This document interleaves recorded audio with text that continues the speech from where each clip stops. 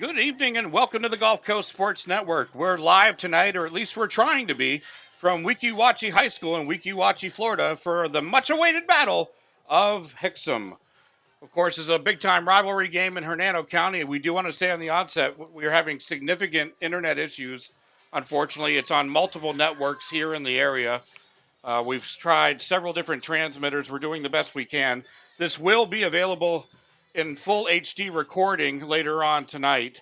Hopefully, we'll get this worked out during the game, but we're trying our best, so we'll hope that you'll bear with us. Thank you for joining us tonight. I'm Will Wilkie, and I'll be with you for the pregame show before we hand off the call to tonight's team of Paul Smith and Dave Barrett. If you're new to the Gulf Coast Sports Network, we're a registered nonprofit media company fully staffed by a wonderful crew of talented volunteers. All of our content is free, so please consider subscribing to our channel and our Facebook, Instagram, and Twitter pages, which you can find by using the handle at GCSN Broadcast. That's at GCSN Broadcast.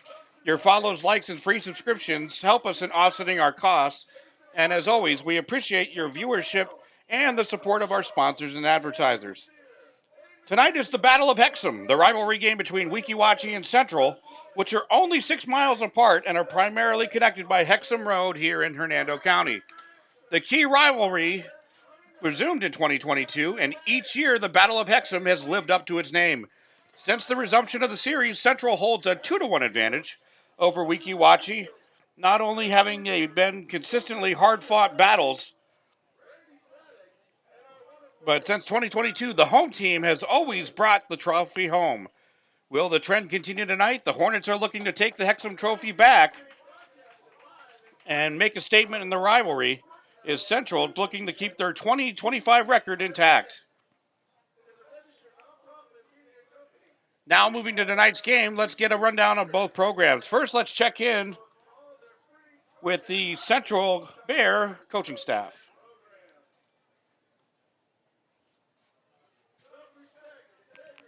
With the Central coaching staff, head by Jim Pusateri, he's assisted by James Mala and Lindell Hudson. Let's check in with Coach Pusateri for his keys to tonight's ball game. We're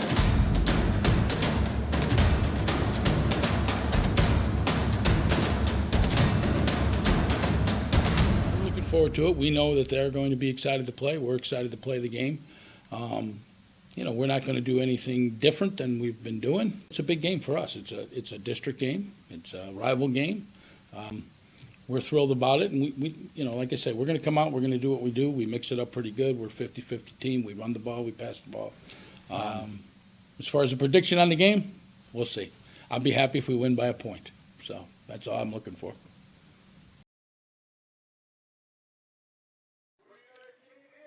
And now the head coach Jim Pusateri is in his 5th season. And the Central Bears come into tonight with an impressive 3-0 record on the season. Coach Pusateri's Bears have been getting the job done on both sides of the ball, with the offense averaging 24 points a game while only allowing 4 points per game on defense. Offensively tonight, keep an eye out for the tandem of quarterback Nick Demos, who's a dual threat, as well as running back Frankie Harvey. These two talented players average about 150 yards per game between them on the ground. On the defensive side, the Bears have a balanced attack, but leading the way along the line is senior Carmelo Corley, who is one of the team leaders in tackles. And senior Zybrel Hall has been locking down the secondary with 2 interceptions and a fumble recovery already on the season. Now let's go ahead and check in with the Weeki Wachee coaching staff. Head coach Justin Bland is in his 2nd season. His coordinators tonight are Mark Murray and Jason Alonzo. And now here are Coach Bland's keys to tonight's ball game.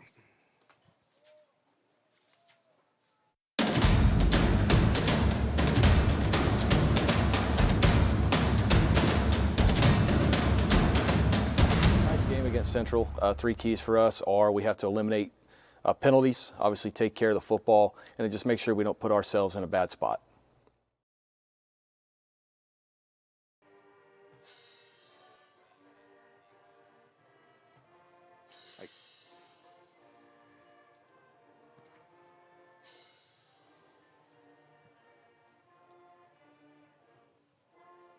We'll pause for the national anthem.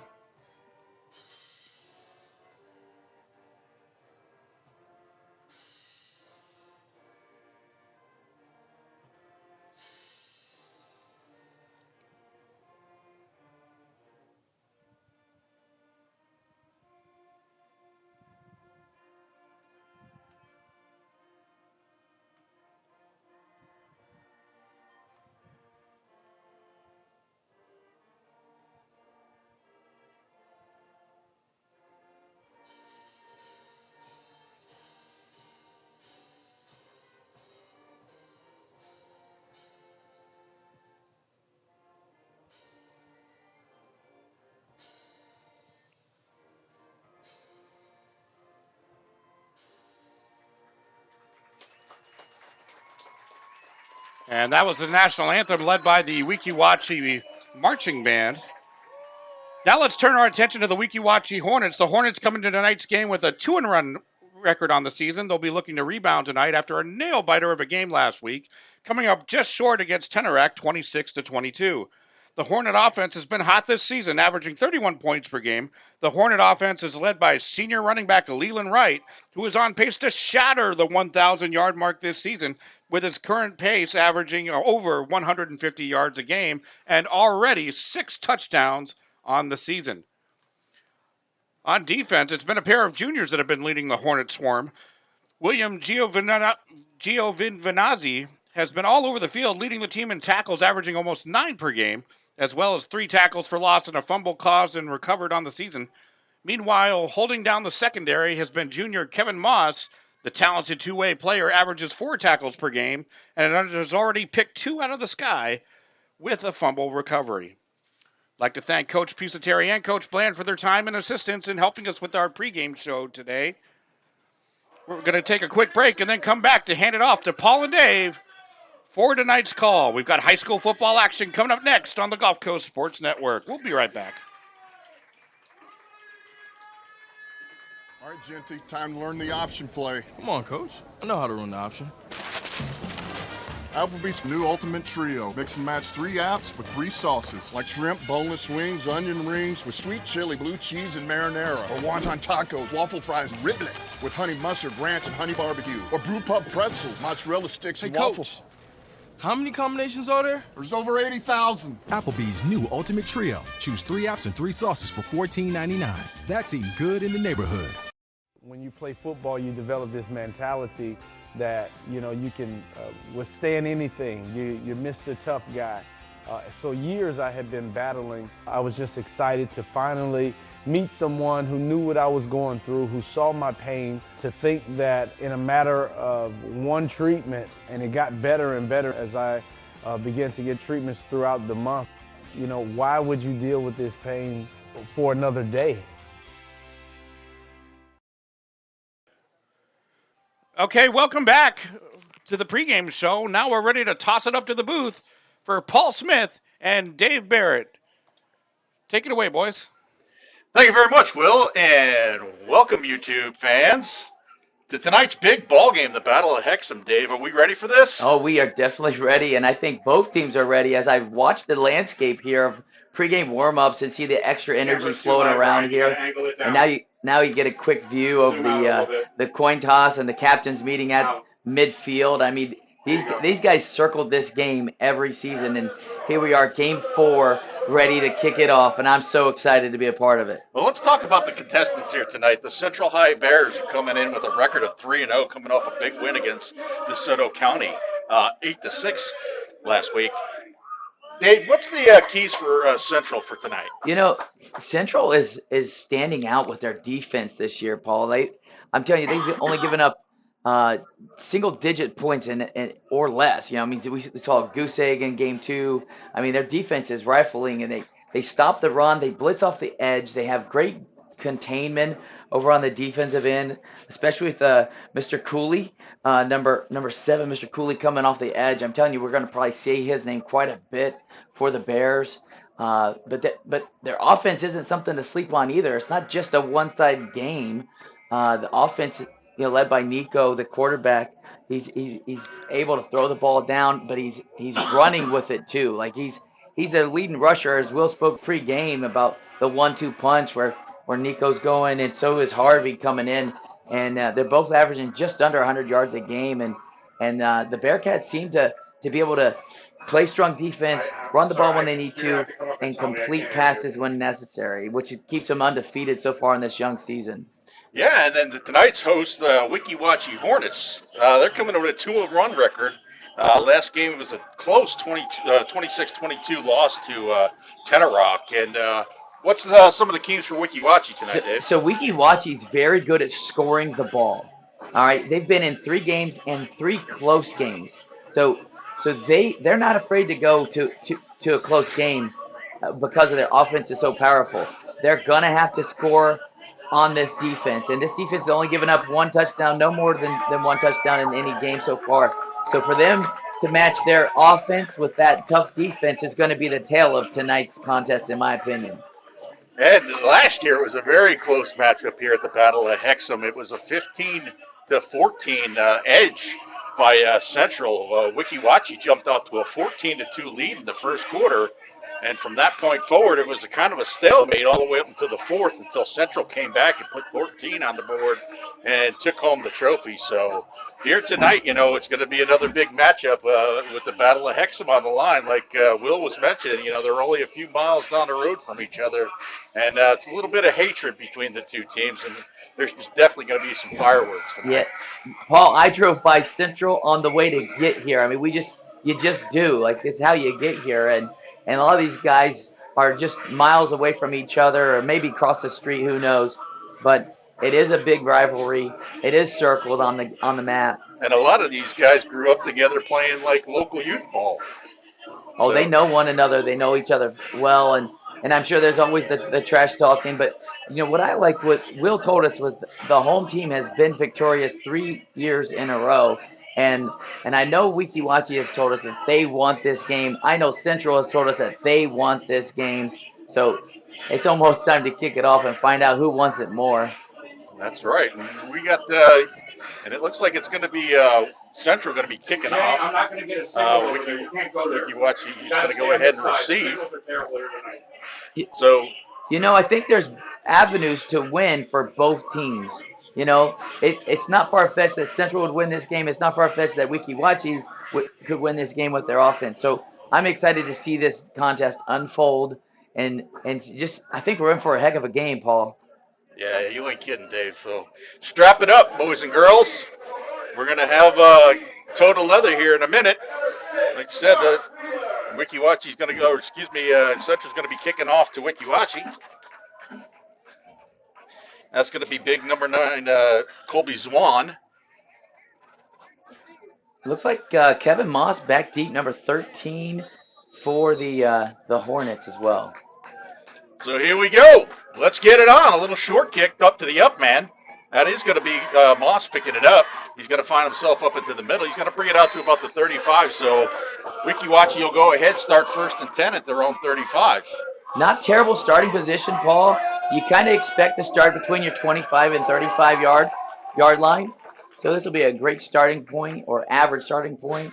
Excited to see what the Hornets do on offense, especially with the pressure that they expect to see from the Central defense. So Richard Hanshaw is going to go ahead and bring his team out there. Like you said, they got Leland right back there behind him, and he's been having a phenomenal year this year, 458 yards rushing and 6 touchdowns. So this should be a bang-up game. So got the man in motion. Wheeler, handoff goes up the right. He's stopped there right at the line of scrimmage. Yeah, just too many defenders right there. Looks like big 50 Gabriel Delavipez on the stop, but you saw Central blitzed both A-gaps early on that motion. As soon as the motion series started, they just kind of went in there for a no gain. So it'll bring up 2nd and 10 for the Hornets.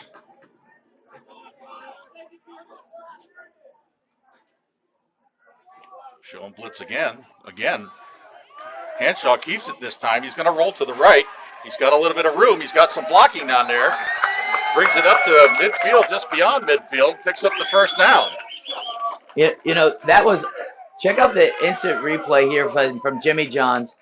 Henshaw's going to pull this ball. It's a replay. He sees the pressure on the back, and he actually yanks the ball down and corner for a big 1st down for the Hornets. So Hornets go ahead and strike into the Bears' territory now at the Bear 49, 1st and 10. Hanshaw looking to the left. He fires over there. He's got a man open. Oh, just beyond the fingertips of his receiver. Diving effort by number 14, Zachary Wolf. Yeah, Zachary Wolf, diving effort. Great ball.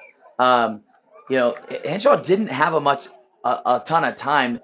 The Bears are consistently blitzing their middle backers, bringing them up to A and B gaps, and just not giving Henshaw much time. But that was a good ball. just outside, bring up 2nd and 10 here. That's some decent coverage there, too, by Terrell Burton on the backside of that. So 2nd and 10 now for the Hornets. They got 2 in the backfield. Looks like it's Wright and Moss. Correction, Wright and Wheeler. Oh, taken down in the backfield immediately. That was Leland Wright again. Yeah, Wright had his legs taken out from him underneath him as he was running lateral. Looked like it might have been some friendly contact. But that's what the Central Bear defense has been doing all season long, is getting some tackle for losses and some no gains, which they've done on this drive. So let's bring up 3rd and long here for the Hornets. Yeah, so far Central's had the answer for Mr. Wright. Like you said, it's going to be 3rd and long here, 3rd and about 13. Look for 13, number Kevin Moss, over here on the side closest to us for the receiver. There's the snap. He's looking to the left. He pulls it down. Heavy pressure by number 12. That's Anthony Santos taking down Hanshaw. That's going to bring up a big 4th down and long. Yeah, Santos just came in untouched, was able to bring Hanshaw down. And, it did look like he was looking for one of those wide receivers, but you can't see him when the defender's in your face like that. So it is a punting situation for the Hornets here. And it looks like Levi Steiner is going to be doing the punting for the Panthers, correction, for the Hornets tonight. Internet, remind them of internet. Just to let you guys know, we are having internet issues tonight, so just please bear with us. We're doing the best we can to correct this problem, and this game will be recorded and shown in HD at a later date. So with the punt there, they're going to let it go. Great punt. Great like roll. Go down to the 12-yard line, so Central will go ahead and start deep in their own territory. So with that said, right now with 9:05 left to go here in the first half, we have no score. Forget it. That's a great punt for the Hornets. It was able to roll and roll and roll, and now the Bears find themselves far, far away from the end zone here, starting on their 12-yard line. Now we get to take a peek at Nico, number 5, the quarterback. Yeah, Demos is coming out here for Central. He's their big gun of the night here. So 1st and 10 for the Bears at the 12. Looks like he's going to go ahead and hand it off to number 14, JT Harvey, who goes around the left side. He's stopped there by a host of Hornets. Picks up maybe about 2. Yeah, Harvey does a great job of keeping his feet moving on contact. You're going to see he extended that play about 2 extra seconds, fighting for each ounce of yards that there was on that little jet motion. So that'll bring up 2nd and about 8 for the Bears.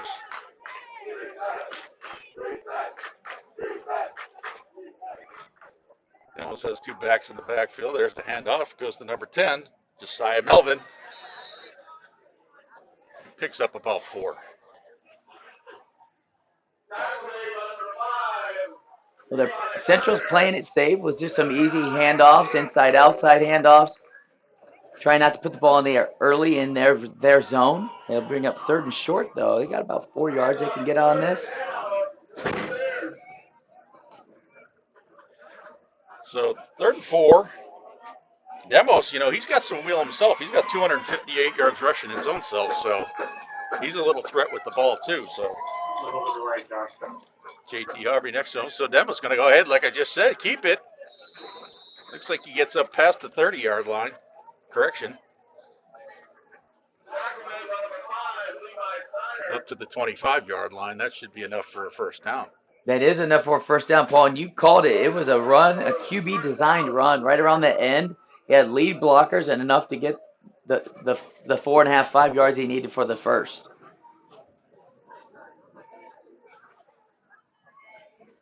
So after the 1st down by Demos, Bears got it at their 25. Split back formation. There's the handoff again to Harvey. Finds a little bit of an opening there. Picks up about 8 yards, 8 yards on that play. Yeah, that was a really low snap, and Nico was able to pick it up and give it to Harvey. Harvey follows the inside block, getting about 6 or 7, maybe 8. Looked like 8 yards. That's a great spot. That's a great run on 1st down.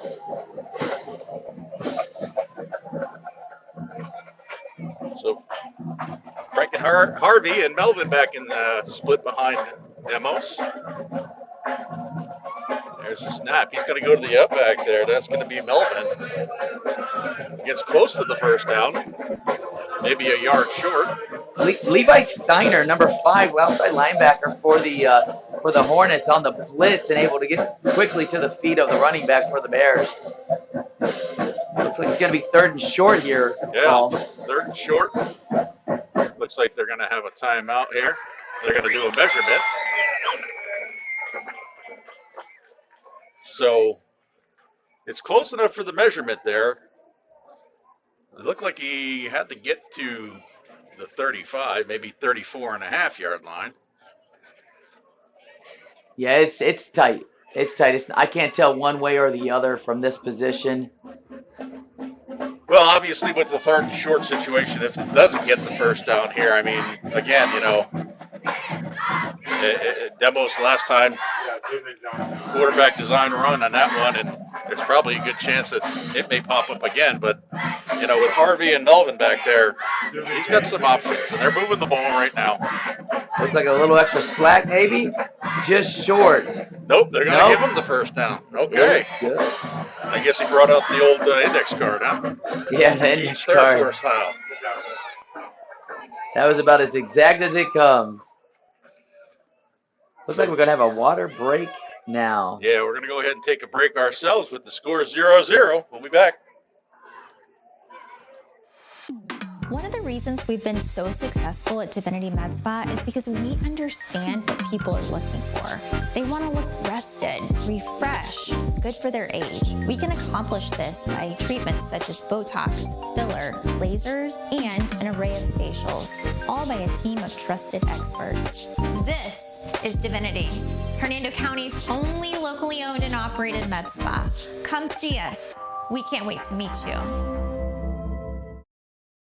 When I was down there. All right, Paul, we are back as the Bears run their offense back on with a new fresh set of downs. Defensively for the Hornets, they did just start blitzing the middle backers here, so we'll see if they do a little more of that this next drive. All right, so let's see what the Bears can do on this.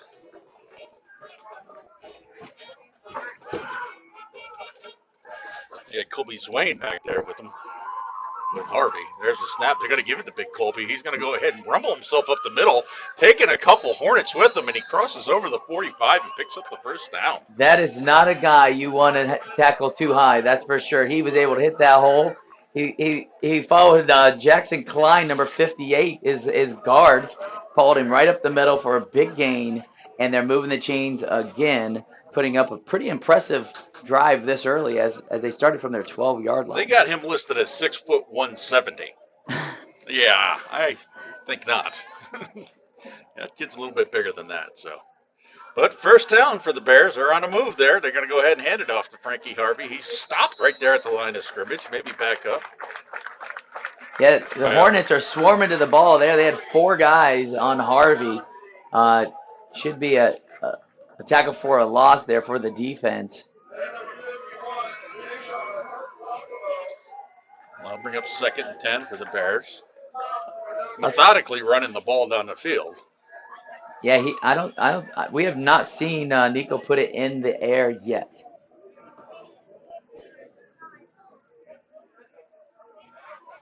So they got Harvey as the single back. They got 4 on the right side. Low snap. It gets away from Demos. He picks it up. He's rolling to his left, looking for a little bit of daylight. He is going to be brought down all the way back to the 35-yard line. Taken down by number 14, Zachary Wolf. You know, Paul, we talked about that low snap a little bit 4 or 5 plays ago, and this one went between the ankles of Nico, and he was able to pick it up and get an extra 2 or 3 yards before he was hit. But that is a drive killer. And now we might see the arm here of number 5, Nico Demos. Yeah, that'll be 3rd and 20 now. So, that was a big killer on that one there. So we'll see what the Bears can pull up here on the 3rd down and long. He's looking to his right. He's going to step up. Escapes one tackle. He cuts back over the middle. He's still got a daylight. He's going around the left side. He's finally taken down by number 13, Kevin Moss. There is a flag on the play, Paul. Yeah, it's usually in the area holding right there, so we'll see what they got. Yeah, you see it come in on the Jimmy John's instant replay there.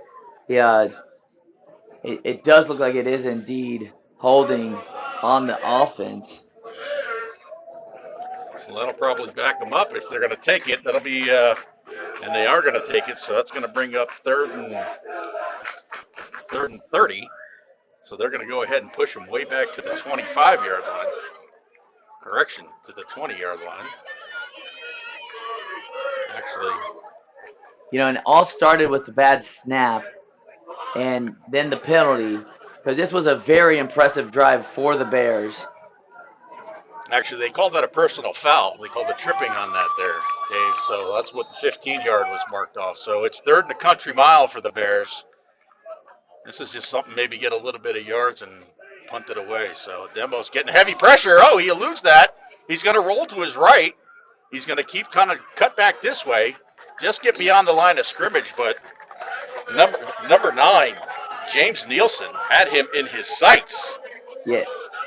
William Giovanni was also in on that late tackle, but you're going to see right here, he's got a chance to reverse the field, and the Hornets weren't going to have it this time.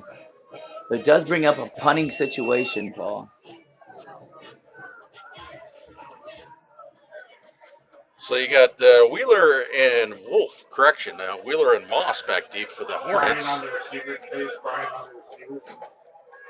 And punting for the Bears is going to be Zabriel Hill. Zy Hill. There's a punt. Looks like it's going to take a Bears roll, maybe up the midfield, just shy of midfield. So the Hornets will go ahead and have 1st and 10 in the Bears territory. And we're going to go ahead and take a break. Still no score. Hey there. Have you heard about Ron Schuster Pest Control? They've been serving the Nature Coast since 1983 and are experts in keeping your home and lawn pest-free. Give them a call at 352-683-4003 to schedule your appointment. Remember, when it comes to lawn treatments, the grass is always greener at Ron Schuster Pest Control.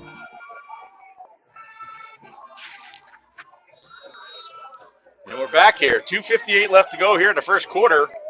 Hornets 1st and 10 in the Bears territory at their own 49. Hanshaw goes ahead and gives it off the right. Right's looking up the middle. Now this time he gets some yardage. He picks up about 4 on that. He just hit the hole really fast. I mean, it's hard to tackle speed, and he just hits the hole so quick. Gets a good 5 yards and a strong first play.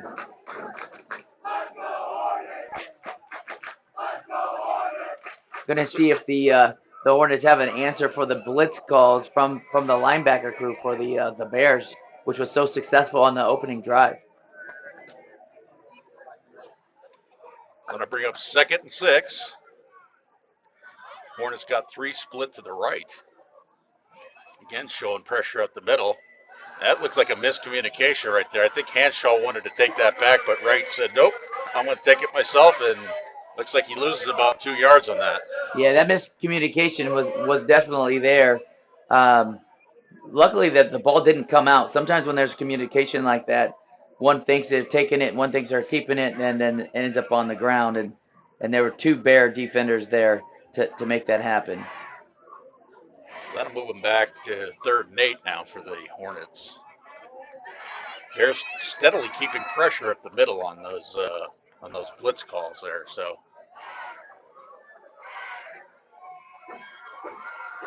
they're going to give it to Wheeler, who's going to roll around to the left-hand side. Ooh, taken down immediately by number 8, Terrell Burton. Nice read there by Burton. Yeah, Burton was aggressive to the ball carrier and made him go all the way to the sideline before bringing him down. And the Bears defense is very aggressive. They're safe. They didn't have a safety last play. Everybody was playing up within 7 yards of the ball, and it worked out perfectly for them as they brought up 4th down. It looks like they're going to be punting. Yeah, they got it back up to the line of scrimmage, but like you said, that's going to be 4th and long, and they're going to go ahead and opt to go ahead and punt, and that's going to be Levi Steiner. Surprised, Hanshaw, he's got almost 250 yards passing so far this year. I'm surprised they haven't shown a little bit more of that. So. Oh, got a guy coming across early, real early. Must have had the block on. It's not going to be enough for a first down. It'll still be 4th down, but we're talking about 4th and 3 now. Much more manageable opportunity on over the 50 here. Yeah, it's a little bit now. It's 5 yards, a little bit farther deeper in the Bears' territory. So maybe a little bit more comfortable for the Weeki Wachee coach and staff to go ahead and make a 4th down call on this one here. So that looks like they're going to line up in the old possible tush push. Nope, it's going to be fumbled there by Hanshaw. He's immediately taken down by a host of Bears. So that opportunity just went out the window. Yeah, Henshaw actually had the ball a little bit further away from his body, and it touched one of his offensive linemen or up backs. It was unfortunately dropped it, put it on the ground, quickly gathered the ball, but too much penetration by the Bears defense, and that'll be a turnover on downs. So the Bears will have good field position here at their own 45-yard line, 1st and 10. So far it's been a stalemate. We got 16.2 seconds left to go here in the first quarter. Still no score.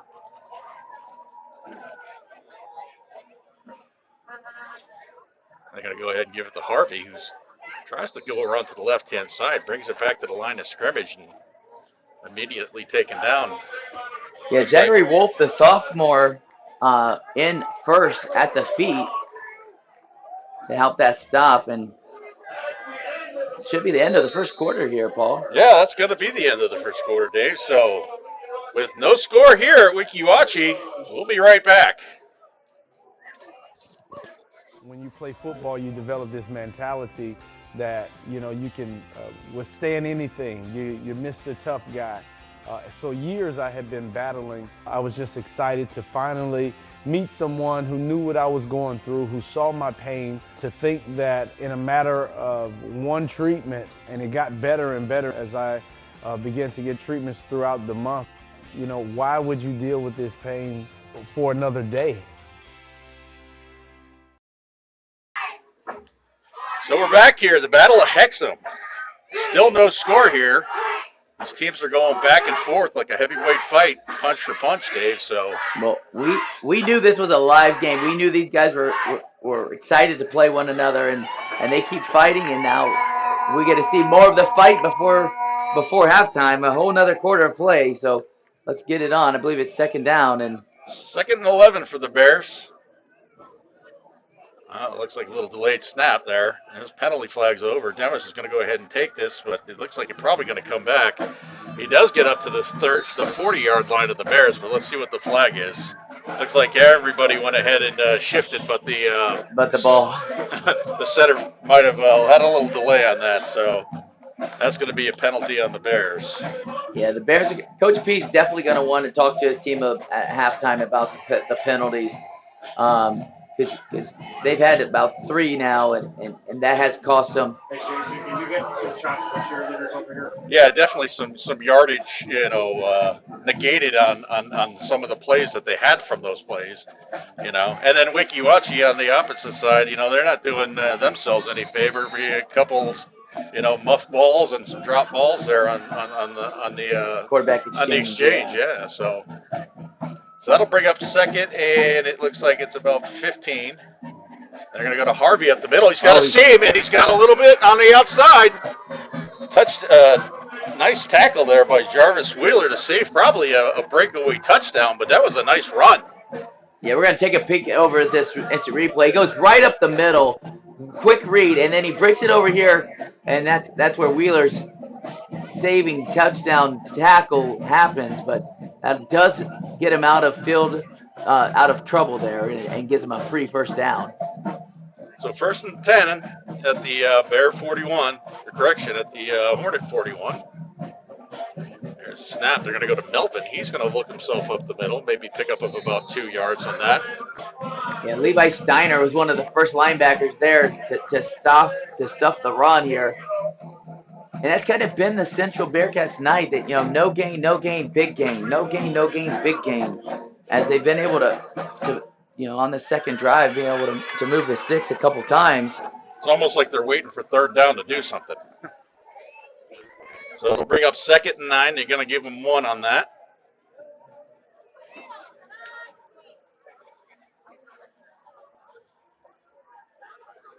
There's a snap. They're going to go to Melvin again. He's looking his way up the middle. This time he looks like he's going to lose a yard. Yeah, that D-line came across really fast, really low. 56, Randall Cedino, first on the scene. But him and Giovinazzi. Yeah, he was not alone on that D-line coming across. So that'll bring up third down at about 11. So let's see if this is one of them plays that Central will go ahead and, scrap back and get a first down on. Which just seems like the pattern of what's going on. Again, we have yet to see Demo, so I don't believe he's throwing the pass at all tonight.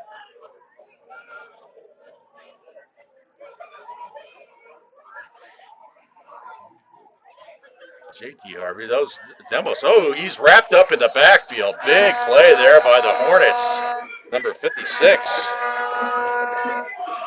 Yeah. Brad Nielsen, Cedino. Yeah, he just shot across, untouched by the O-line there, and had a direct path to Nico, and it does bring up a 4th in a long time. So the Hornets defense does stand, Paul. Yeah. So again, it's like we mentioned, it's one of those punch for punch kind of things, but they got Nico back deep, so maybe they are going for this. Yeah, it looks like they are going to line up to go for it. Maybe a quick kick, possibly. There's a snap. He's going to roll to his left. It's got heavy pressure there by Nielsen. He eludes the pressure. He's going to get to the line of scrimmage and get knocked out of bounds. So that'll be a turnover on downs. Yeah, it's going to be Weeki Wachee's ball with some decent field position. And, coaches will do that when they believe in their defense. If I believe my defense can stop your offense, why not go for it? Yeah, these two offenses coming into this game, there were no slouches. They put up some points and they put up some yardage, but their defenses on both sides have risen to the occasion and has made a statement out here tonight here at the Battle of Hexham. So the Hornets will have it 1st and 10 at their own 45. Hanshaw will bring his troops out here. Weeki Wachee themselves only threw 2 passes tonight, so this is definitely going to be a running game. So they got 3 stacked in the backfield. There's the snap. They're going to give it to Wright. Wright's going to find himself a little bit of hole on the left side, maybe pick up of about 4 yards. Yeah, they had the strong set towards the closest side to our screen, which was on the left there, and that's what they did. They ran to the string and able to get a good, like you said, 4 yards, which, Paul, you and I are pretty good at math. If you get 4 yards every time, it's enough to march it all the way down. That's it. But no team has been able to get 4 yards every play this night.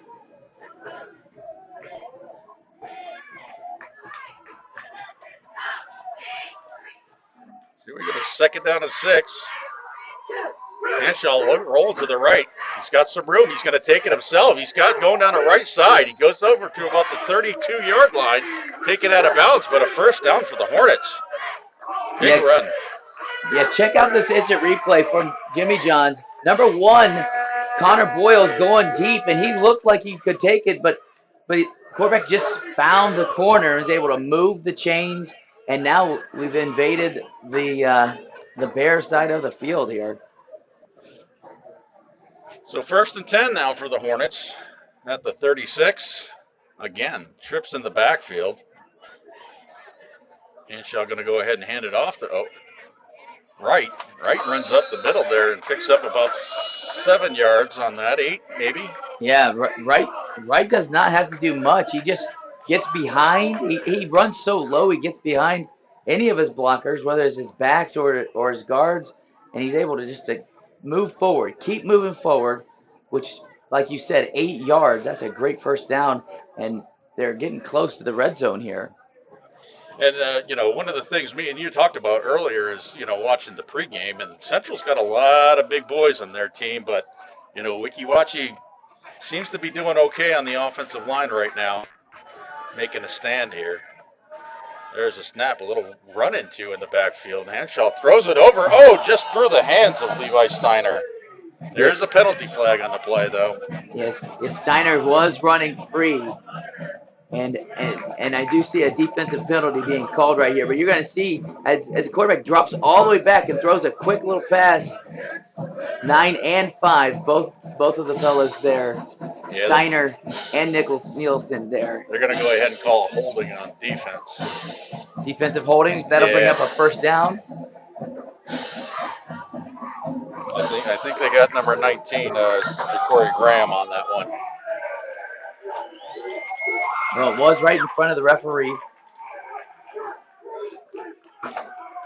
So we are now in the neighborhood in the Applebee's red zone. 1st and 10. First time tonight we're in the zone. There's a snap. He's going to pitch it out to the left side. Yeah, that was just a quick pitch. Yeah, that was Jalen Moss on that one there. And Moss did a really nice job of, most pitches you're trying to get all the way to the sideline and string it out and then turn the corner. He just took it straight up. Not a ton of yards, but probably made the most of what he was dealt with. Yeah, he picks up about 2 on that, so they'll bring 2nd and 7.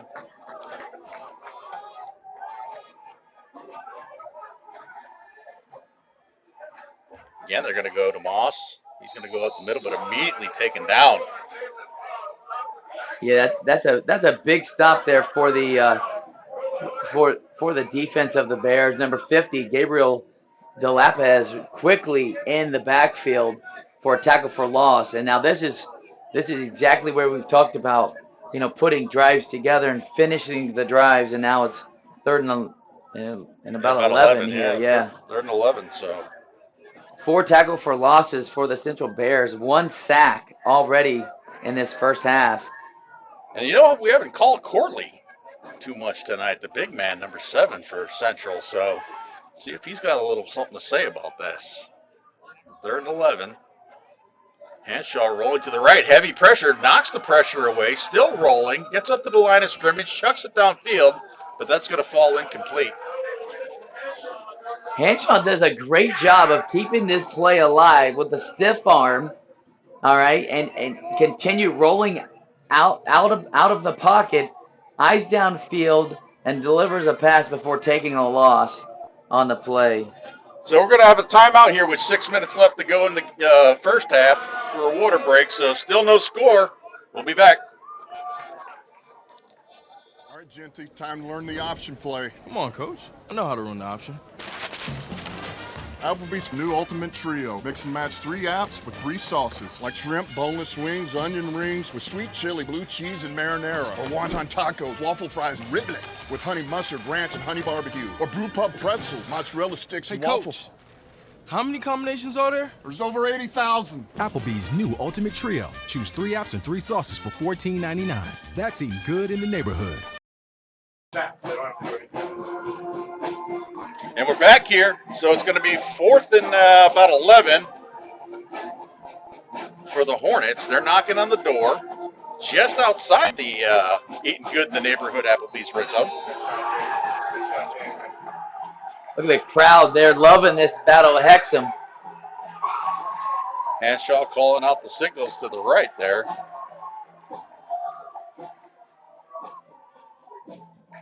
There's a snap, high snap off his hands. He's going to recover the ball. Once again, he's fighting his way around. He's back about to his own 40. Uh-oh.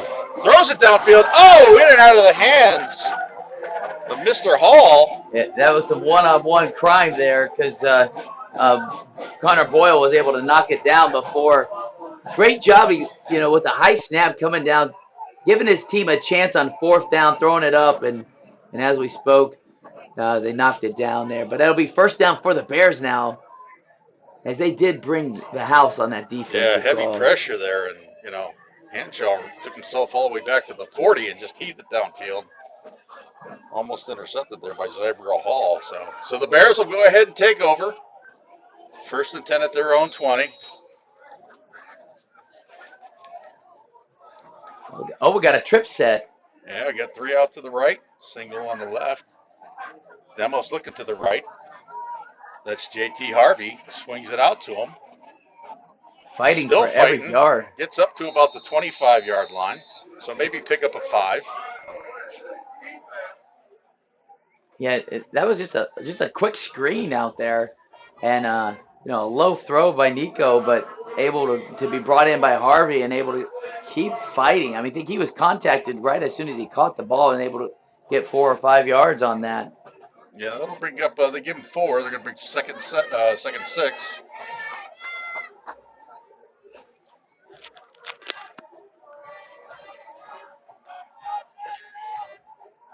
So Demos with Frankie Harvey next to him in the backfield. Going to give it to Harvey. He's looking for a hole at the middle. Picks up maybe about 2 on that. Just the inside run that we've seen most of the night by the Bearcats. Yeah, 59, Geronimo Perez there on the stop for the Hornets. So 3rd down situation again for the Bears.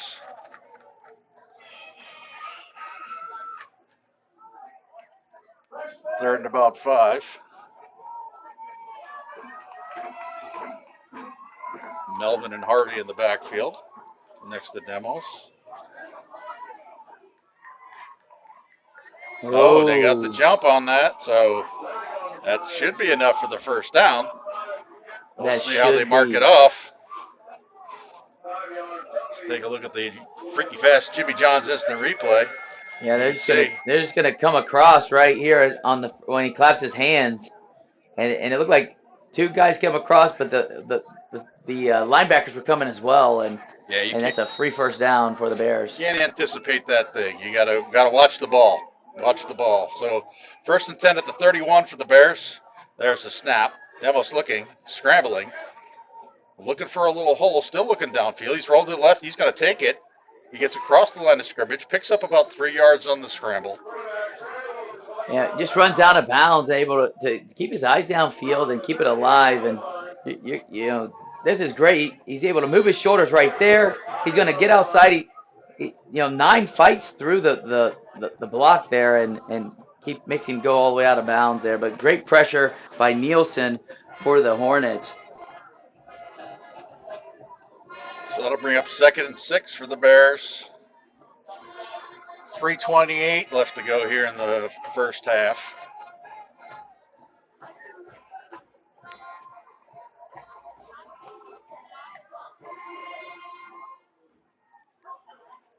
They're going to give it to the upback. That's Swan. Oh. Swan just mows over a few guys. Brings it all the way up to the 45, 46-yard line. Yes, Swan's just able to get his pads down low and punish the defender right there. Low pads, runs his feet.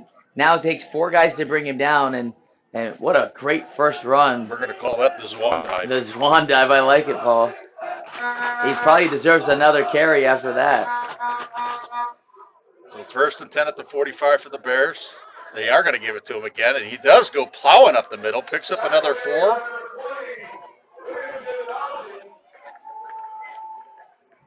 Yeah, when you have a running back that is hungry for contact, and in a game like this, it's great to give him as many carries as he wants to eat. Again, look at that. Look at that kid. That ain't 170. That's not 170. That's not 170. And he runs fast though. Big strong legs. Let's see if they give it to him a 3rd time in a row. So 2nd and 6. They're not going to feed him this time. Demos looking to pitch. He does. He pitches out to Frankie, and Frankie gets taken down. Loss of about 4. The ball might have came out. It might have. I don't know. Yeah, they're waiting for saying that the ball did come out, and they're going to give it turn over to the Hornets. The home team with the fumble recovery, and the crowd is going nuts over here. And this is a really good pitch. I'm not exactly sure how the ball got out of the hands, but There were some Hornets nearby, so maybe it was forced by the defense, but regardless, it was recovered, and it'll be first down with less than 2 minutes to go, just over 2 minutes to go, corrected, for the Hornets here, trying to get some points in this scoreless contest. Yeah, it's they'll have it first and 10 and inside their territory here at the 45. So, I mean, it wouldn't be not a bad idea. Maybe start taking them some more shots downfield, but that pressure has been all over Hanshaw tonight. So there's the snap. He's going to give it to Wright, who immediately is taken down in the backfield by a host of Bears. Yeah, particularly number 7 there. Yeah, that's big, Mr. Camelo Corley. He might have heard you speaking on the last drive about. Yeah, got a little mad at me. Yeah. Sorry, Camelo. But yeah, Weeki Wachee is still trying to establish the running game right up the middle, right into the heart of the defense. I mean, you're talking about Corley, who's 6'3", 270, and then you also got Robert Weir, who's a sophomore, who's probably bigger than him.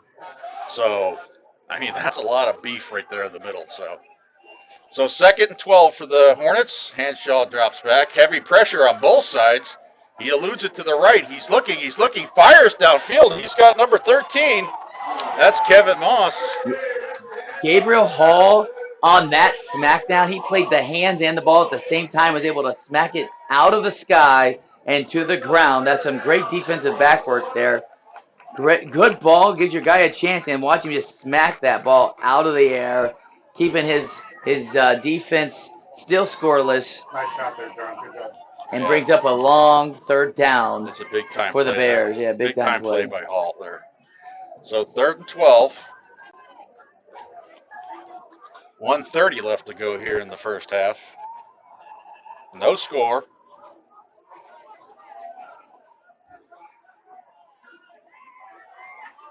There's a snap. Quick throw over the middle. Looks like the pass was intended to Josiah Ojeda. Yeah, Ojeda just ran a quick slant. The ball came through the middle. He came in hard and fast and incomplete, but it looks like we got an injury down there. Yeah, it's Javaris Wheeler. So we're going to go ahead, while they're heading to him, we're going to take the regional scoreboard, McMurdo Family Vision Regional Scoreboard. Let's take a look.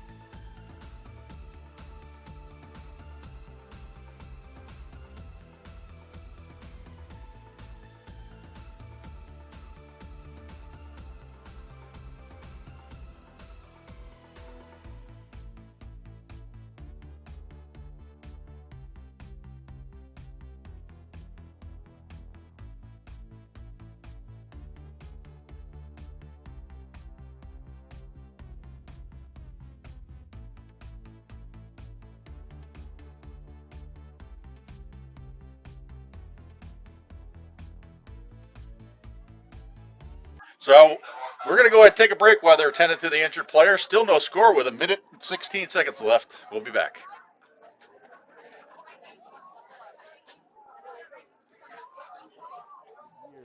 I haven't ran because I just believed that my body was on the decline, that the pain that I was experiencing was not tolerable enough for me to go out and run. And the day that he adjusted me, I felt that relief, and I felt like I could actually put on my cleats again.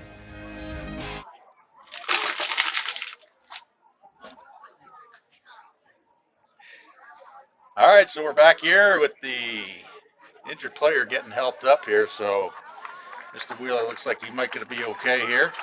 Going to get helped off on the field. So yeah, Wheeler's a very important part to this team. Not only a defensive back, but also a wide receiver and one of their skill athletes who they count on both sides of the ball. And it looks like he's very gingerly coming off. And we wish him the best and hope that he gets feeling better. But it is 4th down for the Hornets here. Yeah, we're looking at about a 4th and 12. Got the twin stack looking over here.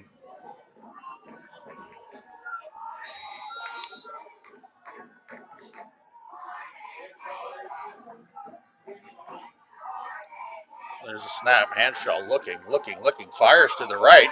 He's got a man one-on-one out there. Over the shoulder catch. Touchdown, Hornets! That's Jeremiah Software. What an amazing ball thrown by the quarterback. Good protection. You're going to see the tailback over here take the blitzing outside backer there, and just a high, far, long throw and into the hands. And look at that excitement there by the receiver. Great catch. Great catch. Yeah, that was a beautiful catch there by Sostre there. Nice pass there, too, by Hanshaw. Yeah, that's the Hit him junior. right on the dime. The junior wide receiver. So the Hornets strike first here with 1:17 left to go in a half. They're up 6-0. That was a fourth down completion That for a was long touchdown. Big time. So James Couchman going on for the extra point here, and it looks like Bears got a little jump. Going to be offsides. Be interesting to see if Coach Bland decides to go for 2 here or just kick the extra point, because now it's only a yard and a half, but some will kick it. Some coaches will kick it. Some coaches will risk it. Yeah, I think it looks like they're going to re-kick it. Going to keep the kicker out there, Mr. Couchman on the field. So he'll move a couple yards closer. Attempting to make the Hornets up by 7. Oh. Now it looks like they might fake it now here. They're going into a regular setup. Hanshaw rolling to the right, looking. Heavy pressure. And it looks like he got stopped short, so that's not going to be any good. So it's still a very organized play, as it did look like to us that they were going to kick it with a quick transition and then right to the quarterback. I don't have your. So we're going to go ahead and. Jay, you got no signal. That's 6-0 here. We're going to take a break. We'll be right back. You can't move. You got to stay still.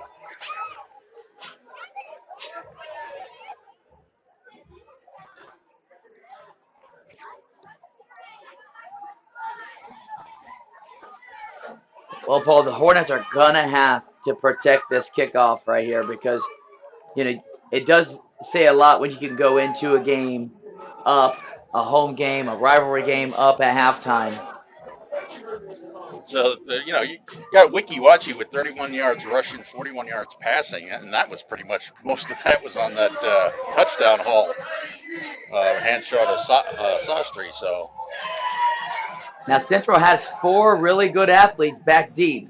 Do you give them a chance to run it back, or are you just going to squib kick this, put it on the ground, and see what happens? Well, I mean, the Hornets' defense has been adequate tonight, so that's a question that coach is going to have an answer to here. Looks like it is going to be short to the back, and nice little golf shot right there. Kills it right there. But it's picked up, brought it back up over to about the 37. That looked like a nice wedge on that one there. Yeah, it did take a Weeki Wachee bounce because it looked like it could have gone out of bounds, but just stayed flat. And the Bears were able to get about 4, 5, 6 yards on the return. But now we get to see if Nico's going to throw this ball, and the Bears are going to run some offense with just about a minute left till halftime. So it'll be 1st and 10 at the 38-yard line for the Bears. There's a snap. Almost looking. Rolls up into the pocket. Nobody downfield, decides to take it himself. He's going to cut back up into the middle. Still has an opening. Gets past the first down. And there's going to be a timeout. And there's a late flag on the play. It might have been a late hit. It didn't look like it was malicious, but it did, they did touch the quarterback on the ground. So you can see Nico right there changing directions. He comes down right there, and then he gives himself up. Looks like it was 51 there for Weeki Wachee. They are going to give some extra yards here, and Nico actually had time to step back and throw that ball, and then he decided instead of throwing it, he was just going to run it with his legs. Now he gets an extra 15 yards with the penalty, and now they have an opportunity here with just over a minute to play still in the first half. Yeah, it's unnecessary mistake right there. I mean, you're giving them free 15 yards on that right there. So the Bears will have a lot better field position now in Weeki Wachee territory at their 38-yard line. And they're going to give it to the motion man. That's Graham. Picks up about 7-8 yards in that play. Yeah, Graham got the jet as fast as you could, and was able. I'm not sure if he went out of bounds. It doesn't look like it because we did just get a timeout called by the Bears there. Give them 49 seconds to score before the time expires, and they're down by 6. So Coach P's getting their best play called right now. Great shot, Brian. Well, I mean, that 15-yard penalty is a real shot in the foot right there. And those are the kind of things, I mean, we're talking about the 4th game of the year now. Those kind of mistakes, they shouldn't be happening. Well, and the Hornets were in a little bit more of a prevent. They did not blitz up the middle. They didn't come off the edge on this drive yet as a defender. They were kind of keeping everything in front. So we'll see if they bring any more pressure, if they're going to let Nico come free and either run or throw with the ball. We're going to call it a 2nd and long, too. Looks like about the 32-yard line.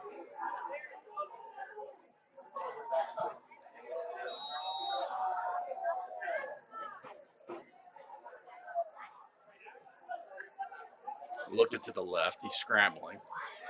Flushed out of the pocket, still looking. He's going to take it himself, tries to cut back. He gets tackled, but I think that forward momentum brought him up to the first down. It looks like he might have got the first down on that.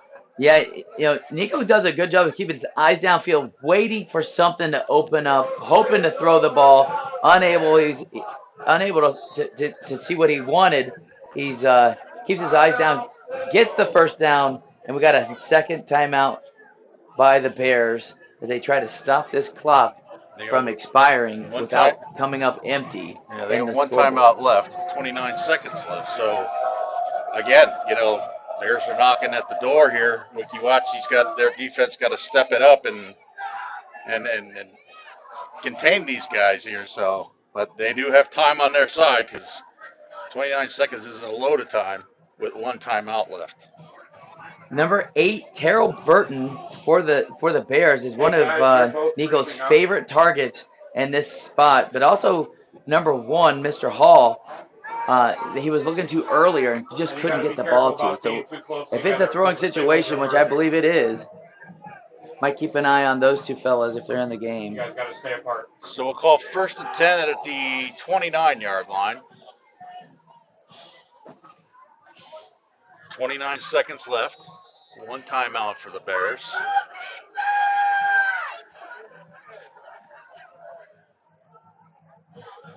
Here's a snap. Looking to the left. Scrambles out of the pocket. Fires back across to the right. He's got his man. Brings it up into the 15-yard line. That's number 13. Jonathan Bunyan. Paul, we're going to look at the Jimmy John's Vincent replay. He's got all day as he moves to his left, but throws back towards the middle of the field. And, quick catch there, able to get down. And I believe we have our final timeout, correct? Yeah, that's the last time out there for the Bears with 17 seconds left. They'll have it 1st and 10 on the 15, and we're in the neighborhood with Applebee's in the Applebee's red zone today.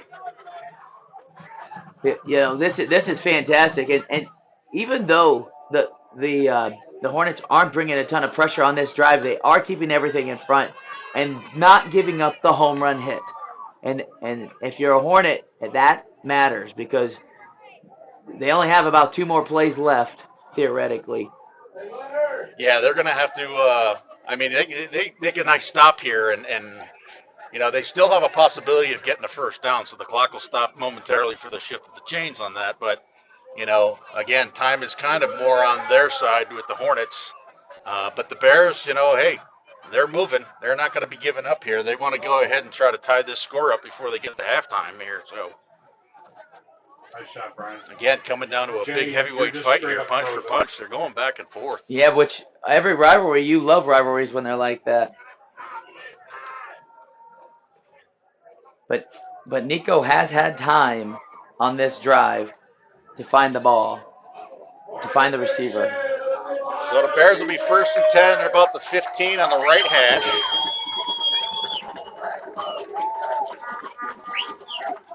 Demos set with Harvey in the backfield. There's the snap. Demos looking to the left. Now he looks back to his right. He's going to take the ball. He's going to fire it into the end zone. Picked off! Picked off by the Hornets. Kevin Moss. He's taking it up the left-hand side, breaks a couple tackles, and steps out of bounds. So that's a big save there by the Hornets. Kevin Moss.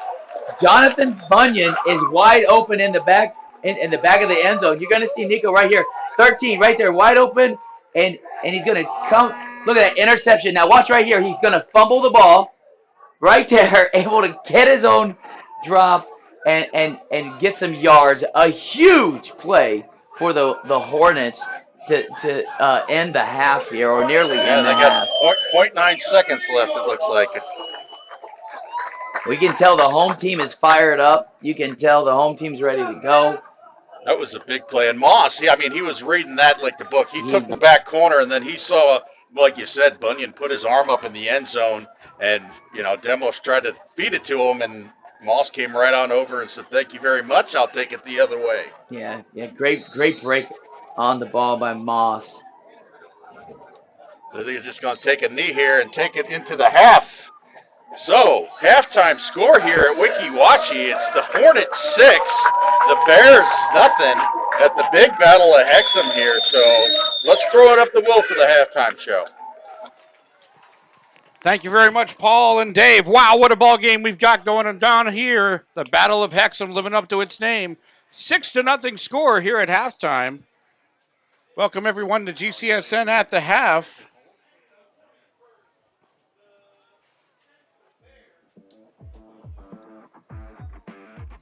After a short break, we'll get things started with tonight's Senior Spotlight.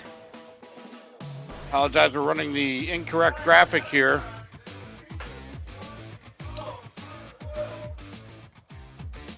So we're going to bring it out of that graphic. We've got the Senior Spotlight by Connor Boyle tonight.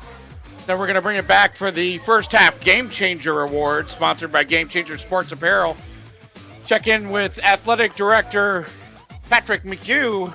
And then the McMurdo Regional Scoreboard. It's halftime, 6-0, Weeki Wachee over Central. We'll be. All right, Genty, time to learn the option play. Come on, Coach.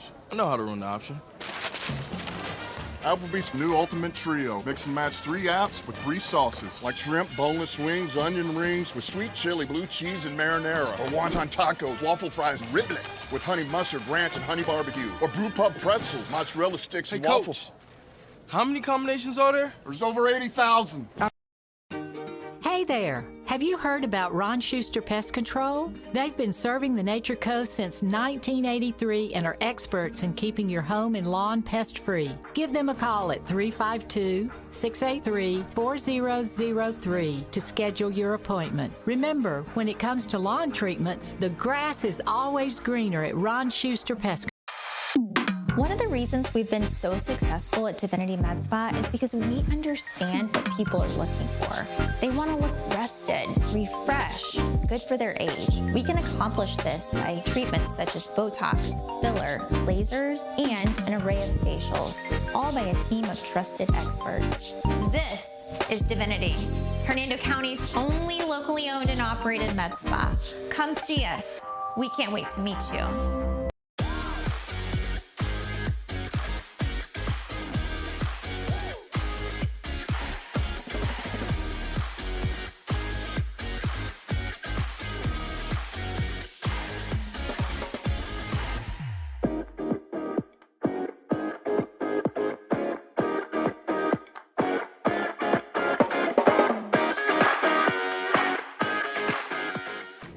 Avion, now that you are a senior, what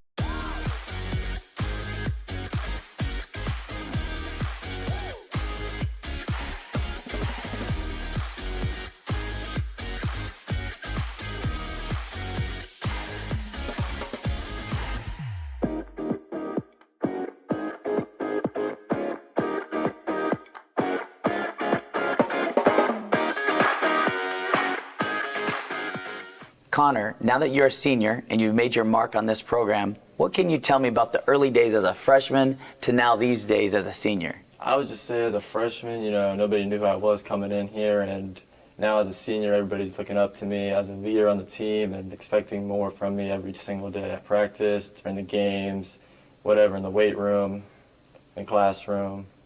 Coach Bland has taken over and has done some great things for your program. What have you noticed from the last years to this year with Coach Bland? Well, I noticed that he's very passionate about what he does, and he wants us to be the best at everything. So he puts a lot of work in behind the scenes, on the scenes and everything on the field. And he's really dedicated to making us improve and proving to everyone that we're not a fluke like they say we were last year. Coach Bland, you're coming into your second season. Last season was school record for wins. What can you tell me about Connor and his role in the resurgence of the program? When it comes to Connor, being in our program, he's one of those guys. He's a model player that you want to look for, a guy that's consistent every single day, from me asking for volunteers for a fundraiser all the way down to never missing practice. And he's just one of those guys that you can use as an example to teach the younger kids of like, hey, this is what I want. I want a guy that's going to be there, and when he's there, he's committed.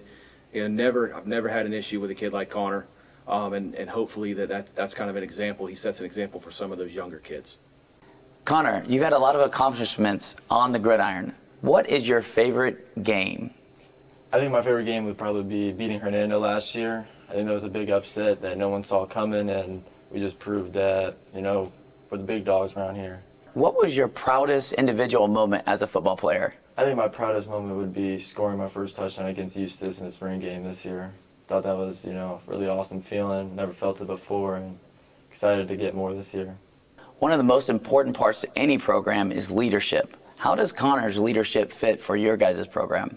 I mean, like I said earlier, he's a model guy. He goes to class on time. He's never misses class.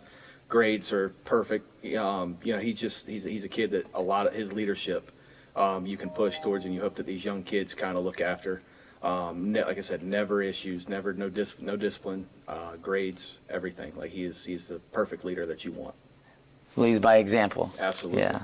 Connor, tell me about your personal goals and your team goals for this season. My team goals are to win the district and make a playoff run this year. And then as far as my individual goals, I'd say, making an impact on the field, getting catches, touchdowns, and being the best leader I can on and off the field. Coach Bland, we all know that coaches care about on-the-field success. What's often overlooked is how much you guys care for off-the-field success. How does Connor off the field behave? Connor off the field, he's a great kid in class. He's one of the kids that we tell the kids, hey, sit in the front of the class. Connor's one. He's in the front of the class. He's making sure his teammates are in class on time. He's one of the guys that during the school day you see him constantly holding other kids accountable and making sure, even younger kids, the JV kids, he stays on them. He's like, guys, don't get caught walking around. Don't be late. Do your work. Yes, ma'am. No, ma'am. Yes, sir. No, sir type of guy. And he just makes sure that most of the football program on campus is doing that. Connor, football has been a long journey. Who would you like to thank from youth league football to now? Is there anyone or a group of people that you would like to thank for being a part of your journey? I think, obviously, my parents, they had a big impact on me, always motivated me to keep going and stay strong, keep my head up high. And then I'd also like to thank, the Weeki Wachee coaching staff. I think they actually have the biggest impact on me because they never gave up on me. It's always giving me shots and leading me to my best success. Connor, it's time for rapid fire. Who is your favorite player of any sport and why? I'd say LeBron James, just because, he's the GOAT, he's everything. Who is the biggest rivalry?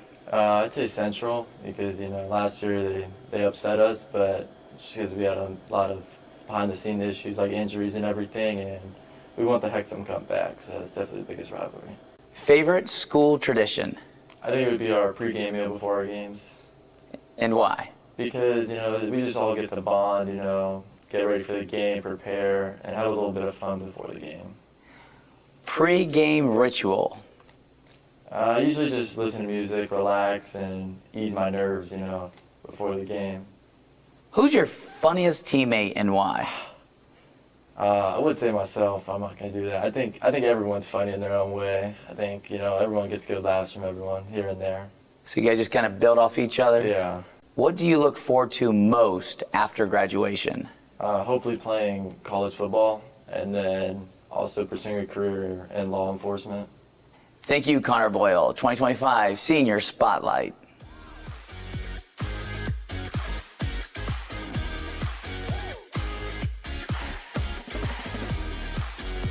When you play football, you develop this mentality that, you can withstand anything. You're Mr. Tough Guy. So years I had been battling. I was just excited to finally meet someone who knew what I was going through, who saw my pain, to think that in a matter of one treatment, and it got better and better as I began to get treatments throughout the month. Why would you deal with this pain for another day? I went through the VFW, I went through the American Legion, and I felt they couldn't help me. And, I got in touch with Chris, and he got right to work on it, and I'd say within a year, I had 100% disability. Welcome back to the Gulf Coast Sports Network. Now we're going to check out the regional scores with the McMurdo Family Vision Regional Scoreboard.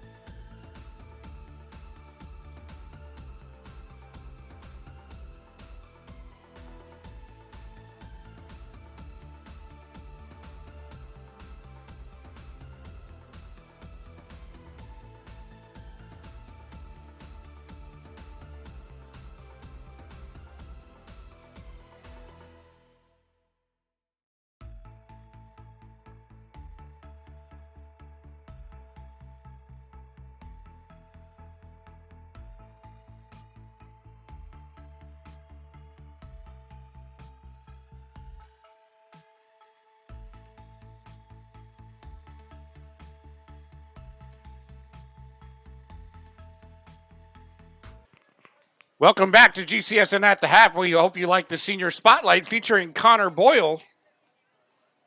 As a reminder, the full interview will be uploaded separately on our YouTube channel following tonight's game in the special events section. We apologize that we had yet another glitch where we ran the incorrect program for the start of halftime, but we got that fixed for you.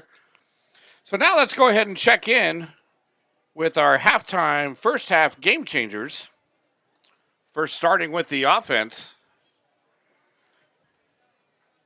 And no doubt about this one, in a 6-0 score, we got to go with the touchdown. Jeremiah Soster with that beautiful 47-yard touchdown catch. Congratulations, Jeremiah. You're our first half game changer for Weeki Wachee. And now let's go ahead and take it over to the defensive side.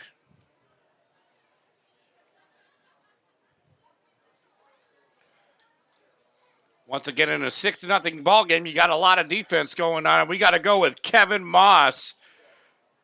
He's got that big interception in the end zone that took the score away from Central right before the half. So congratulations to Kevin Moss. First half defensive game changer for Weeki Wachee. So now we're going to go ahead and take it over to our halftime interview, featuring Brian Lott and athletic director Patrick McHugh from Weeki Wachee.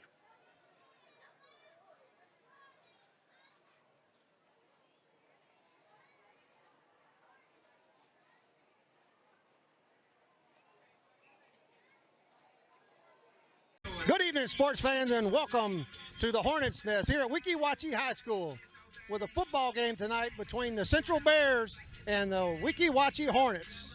I have with me Coach McHugh, athletic director here at Weeki Wachee. Coach, if you would, I know you got a lot of sports going on this fall other than football. If you would, kind of give us a rundown and how things are going so far. Swimming's doing a great job. Boys have a couple wins against county teams so far. Girls are competing every weekend for us. Cross country, same thing. Tyler Boucher sort of leading the way for them. And I know Coach Woolcock and Coach Skipper really have high hopes for the guys to sit there and possibly make the state meet this year. Golf, we got a lot of golfers out there on the boys team. We're a little short-handed on the girls side, but they're battling every day.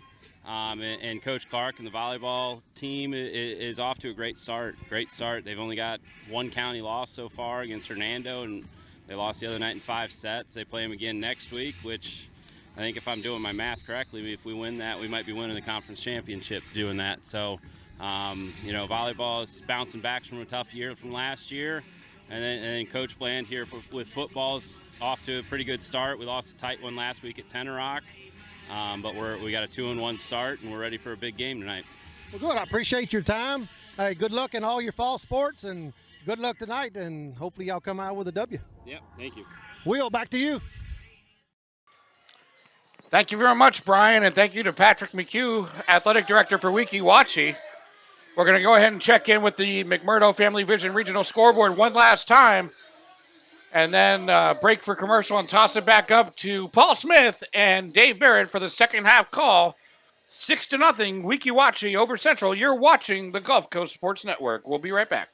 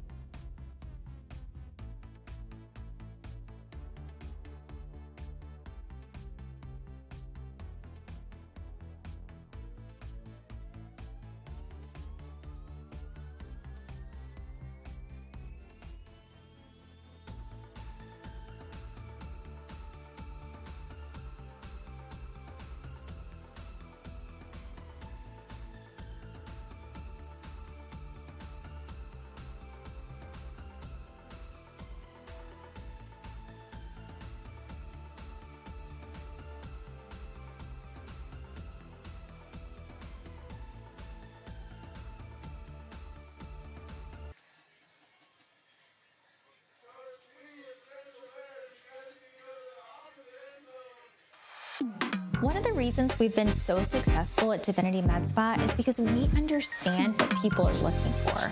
They want to look rested, refreshed, good for their age. We can accomplish this by treatments such as Botox, filler, lasers, and an array of facials, all by a team of trusted experts. This is Divinity, Hernando County's only locally owned and operated med spa. Come see us. We can't wait to meet you. I went through the VFW, I went through the American Legion, and I felt they couldn't help me. And, I got in touch with Chris, and he got right to work on it, and I'd say within a year, I had 100% disability.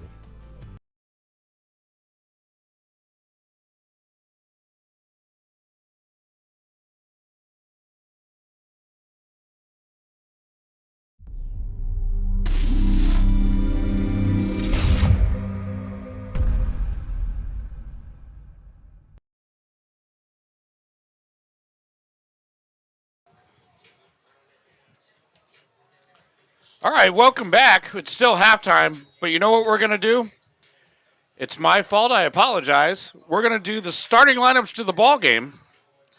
We're going to do it now.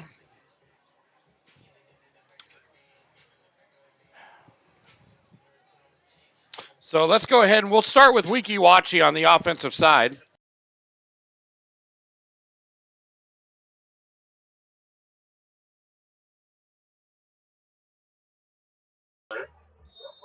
The units up front on the line for the Hornets. You got Hunter Valderrama, Richard Gale, and Contigum. Yeah, sorry about that. Now for defense. Now for Central, defense direction. We're going to do the defense now. You got Richard Nielsen, Deshaun, and Richards. Wolf, Giovanizzi, and Steiner as the linebackers. And in the secondary, Wheeler, Moss, Briselli, and Ojeda.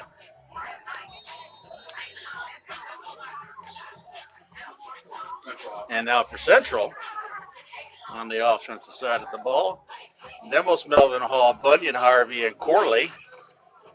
And up front, you got Dorsey, Kelly, Masson, Klein, and Abinine. Excuse me. Now on the defensive side of the ball for the Central Bears. Up front, we got Green, De La Paz. So, sorry about that. And you got Bunyan, Zwan, and Santos. And in the secondary, you got Hall, Ward, Graham, and Hill. And that is the starting lineups. And also probably the starting lineups for the second half. Safe to say. So we're back here with Weeki Wachee. Dave up 6-0 here. Starting the second half. I mean, big play there by the Hornets to end that first half with the pickoff by Moss.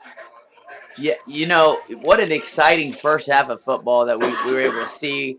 And it was exactly what we talked about.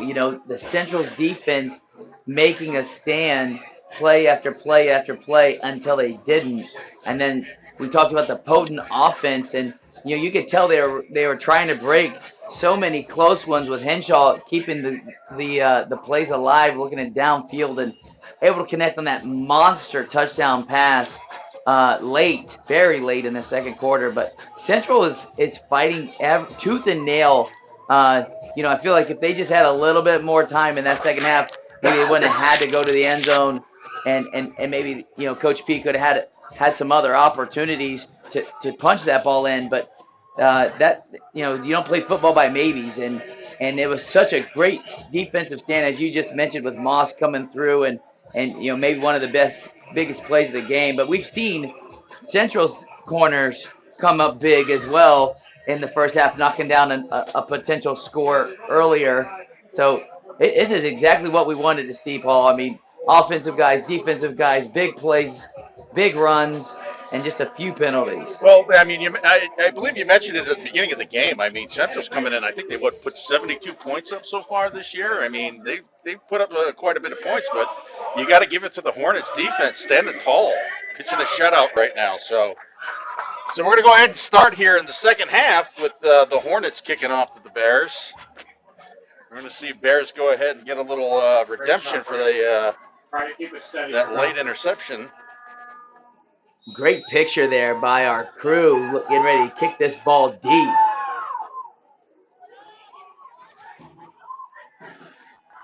That's going to go to Hall. It goes through his hand. It's going to bounce down to the 10. He's going to pick it up, look for some room around the left side, and immediately taken out of bounds at about the 17-yard line.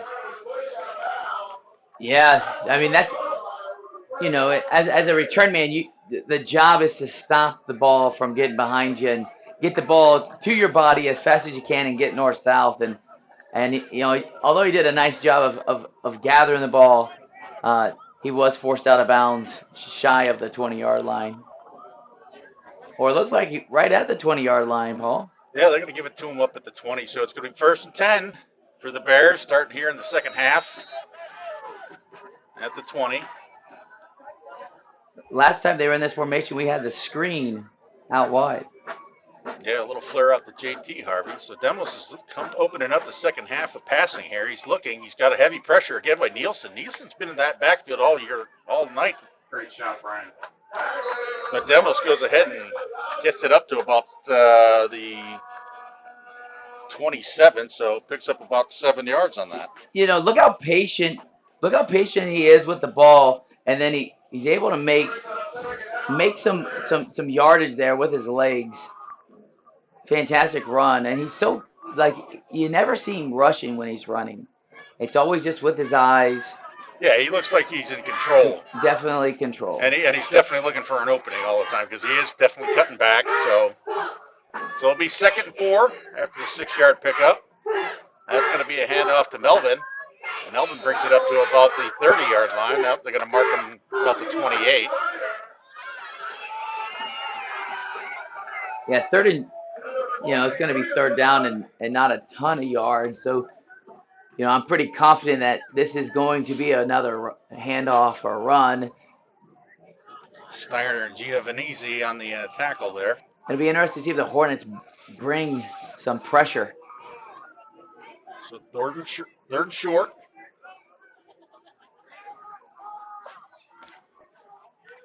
Melvin and Harvey in the backfield. Demos on the center. He's going to take it. He's going to run right up the middle. I don't know. Yeah, that pressure came. That was. And we just talked about, smart football. They're gonna mark him short. And now it brings up a very important play in the game with a 4th down. And the Bears are sending some different bodies in, several different bodies, which would indicate typically a punt. Yeah, they only one punt tonight, and that was by the Bears. And Hall's going to go ahead and punt it back again. Looks like Wheeler's back, so Wheeler was the injured player in the second quarter, and he's back deep for us now. It is a fake, Paul. Paul, it's a fake. He's going to take it. He's across the first down. He brings it up to about the 38-yard line. So a fake there by the Bears. Caught him off guard. Wow, the snap was high. The snap was high. He jumped up, and you're just going to see it's just a sprint. As soon as he gets it, look, there it is. And he turns that corner, and he's able to get the first down to keep the Bears on offense on the field. So big 4th down play there by the Bears on the fake punt. That'll bring up 1st and 10 at the 36-yard line.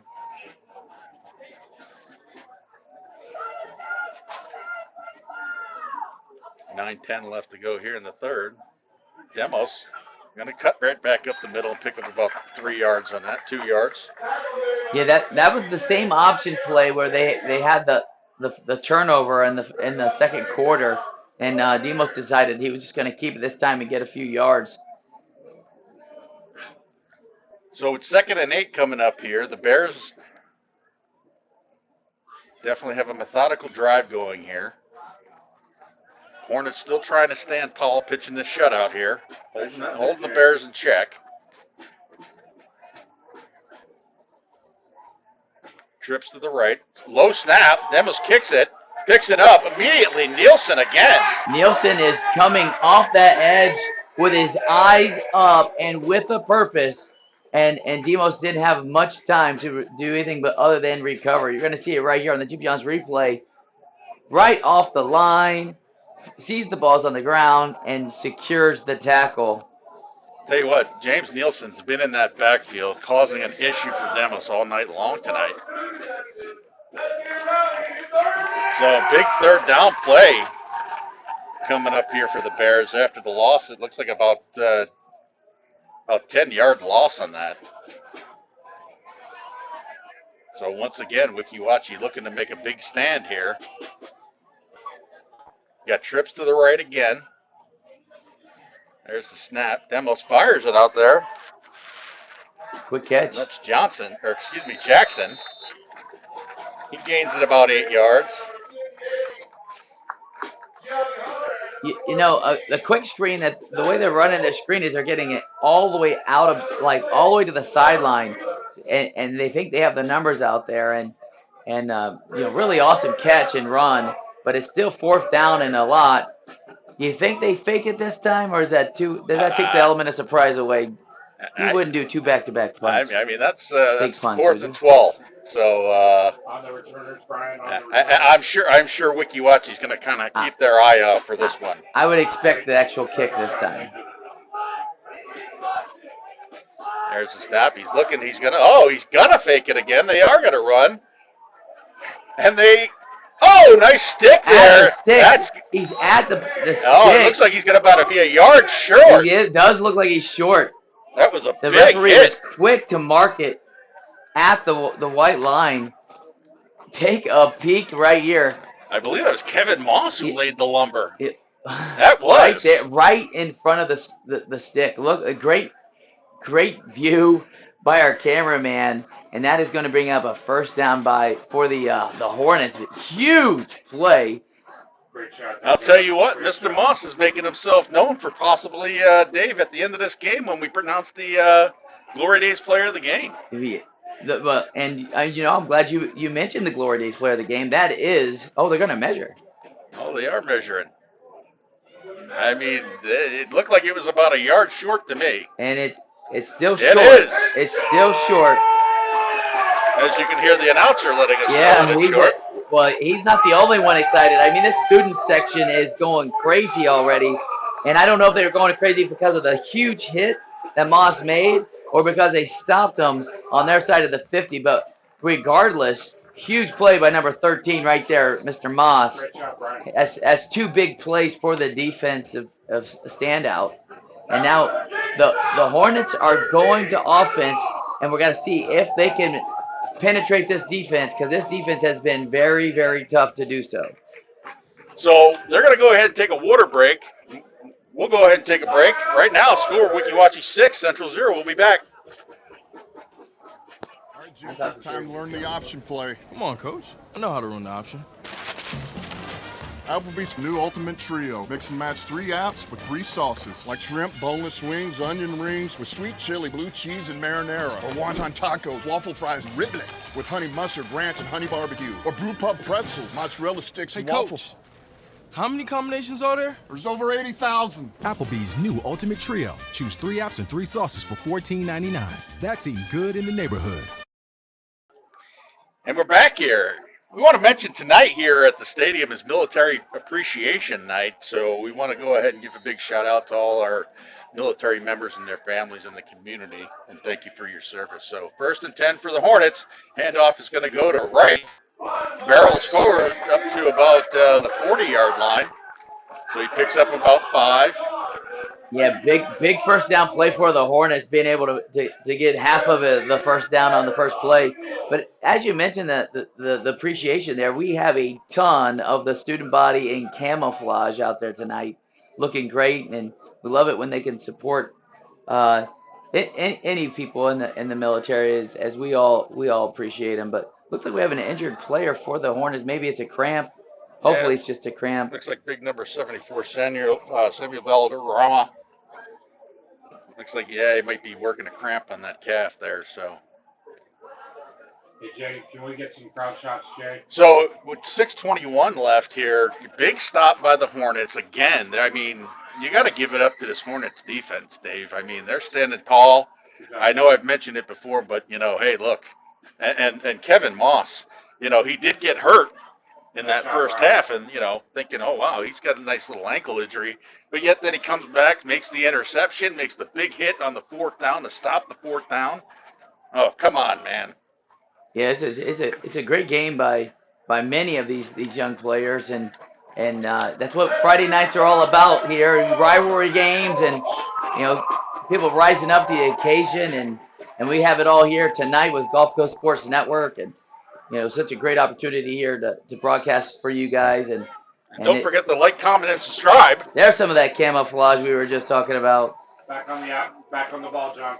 All right, so we're going to bring up 2nd and about 5 for the Hornets.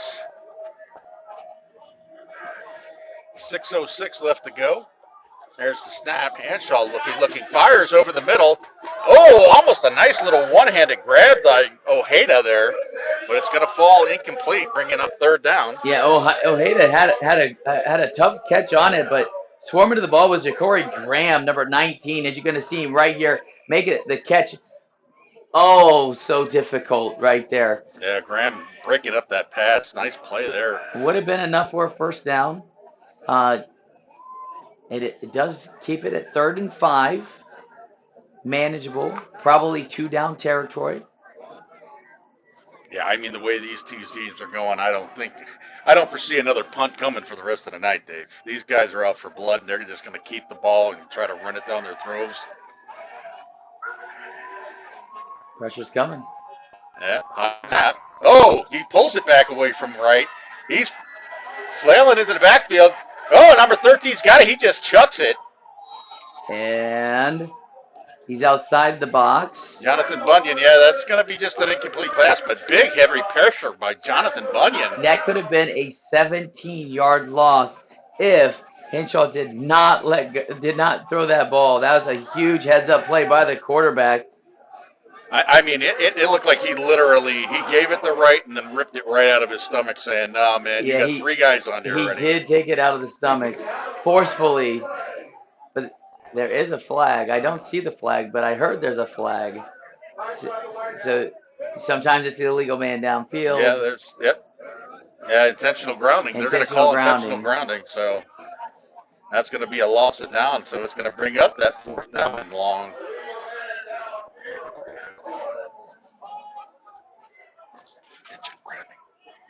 All right. It does look like they're still signaling 3rd down on the field.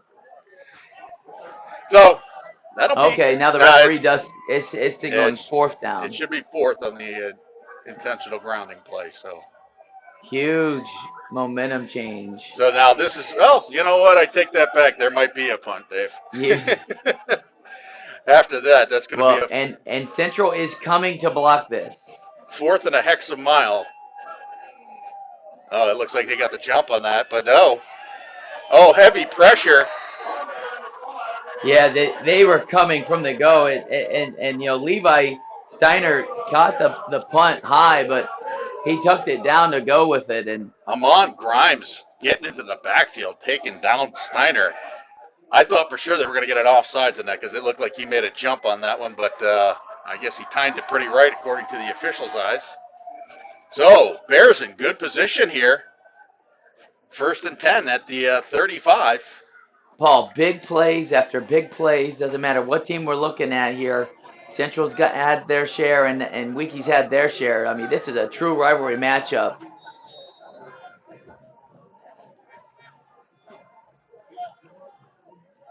So Demos steps back in the pocket, fires it down the middle. He's got it! Touchdown Bears! Jonathan Bunyan. Jonathan Bunyan all by himself on the white line. I mean, he is all by himself, and a huge pass on 1st down by Nico. He just steps down, throws it, and there's no corner there. And The corner just looked like he was going over to cover number 10, Melvin, on that play, and he left Bunyan wide open in the end zone. Melvin did drag him in. A great heads-up play. We have a tie game at the moment, but Central's going to try to kick the extra point here. So they're lined up for the extra point, and it's going to be off to the left. So the score will be tied. But we have a 6-6 ball game here with 5:33 left to go. Wow, what a change of momentum here, Paul. I mean, the Hornets were driving and then got a quick sack and then a huge play right here with the touchdown reception. Wow, what a great throw and catch. And then the missed PAT to keep it knotted at 6. I mean, this is what we wanted to see tonight. This is shades of last year, Dave. It was a close ball game, a 15-14 ball game. Central with 85 rushing yards and 60 passes, 60 yards in the air. Yeah, so they put up about 229 yards a game, Dave. Again, both defenses, give it up to both defenses, but just a standout game. This is a defensive juggernaut ball game here. Well, Wheeler and Moss are going to be back deep for the Hornets on this kickoff. 2 electric players who've already made their impact on this game already. Nice shot, Brad. It's going to be short. That's going to go up to the up back. 22. He takes it up the middle, brings it over to the 50-yard line, so he's out at midfield. Pierre Mateo. Yeah, great job of Mateo trying to get that ball and just taking it right up the middle, taking any yard they can get. And, Weeki Wachee has had some really good starting position. They've been right on the 50, just shy of the 50, and that'll stay true for this drive here as well. With a we got an injured Hornet down there on the play. Looks like maybe he got a lower leg there. Yeah, that's right where the ball ran. Right, they went right up the middle, right where he's at. So, we can all speculate, but definitely an injury that, right at the point of contact. But we got 5:27. Yeah, so we got, hey, Dave, like you said, Weeki Wachee has had decent field position, starting field position. So we'll go ahead and take a commercial break. Tied here, 6-6. We'll be right back. Hey there! Have you heard about Ron Schuster Pest Control? They've been serving the Nature Coast since 1983 and are experts in keeping your home and lawn pest-free. Give them a call at 352-683-4003 to schedule your appointment. Remember, when it comes to lawn treatments, the grass is always greener at Ron Schuster Pest Control. One of the reasons we've been so successful at Divinity Med Spa is because we understand. So we're back here. 5:27 left to go at the 6-6 ball game. So the injured player's getting up. Looks like that's number 51 for Weeki Wachee.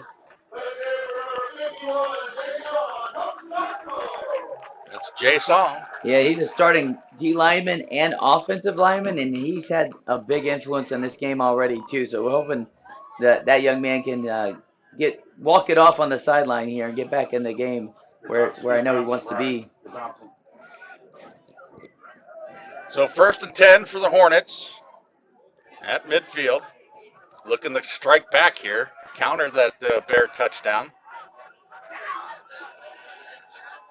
Very aggressive defensive front right now. I mean, they're 7 yards off the ball. No one's deeper than 7 yards. So now that they got all personnel on the field, here's the handoff. That's going to go to number 24. Oh, we got a flag though. We got a flag late after the tackle. It's Jalen Moss on the run there, but like you said, he got a late flag. Lost about 3. I mean, they are in so fast. Got a dead ball personal foul on the Bears, so that's something that you don't need right there, Dave. Not in a tie ball game. Definitely in a tie ball game. You're going to want your best disciplined football. And Coach P is very good about teaching disciplined football to his team. And I'm sure he's going to be a little excited about that and the free first down that they just gave him. Absolutely. I mean, especially they just made a big stop. It's going to come. You go from 2nd and 13, now giving them 15 free yards on the first down, into your territory. So, yeah, I'm sure Coach P will not be happy with that outcome. So it'll be 1st and 10 for the Hornets at the 38.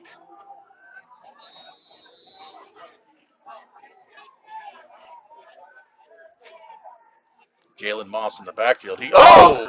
That's a bad exchange between Hanshaw and Moss. Hanshaw was able to get on the ball.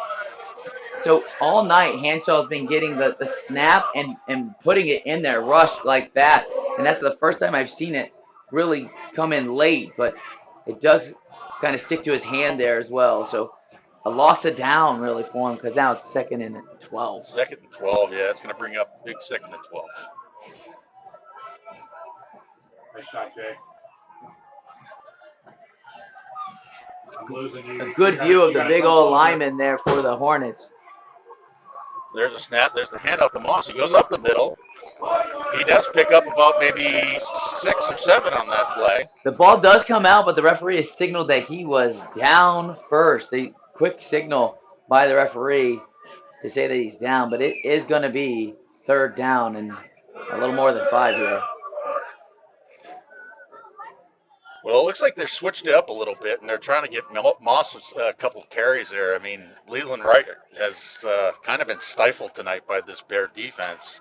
Hasn't really had nothing to write home about. Well, number 7, Mr. Corley there for the Bears has been blitzing the A and B gaps all night long, and he's not too far from the line of scrimmage right now. Nice shot, Brian.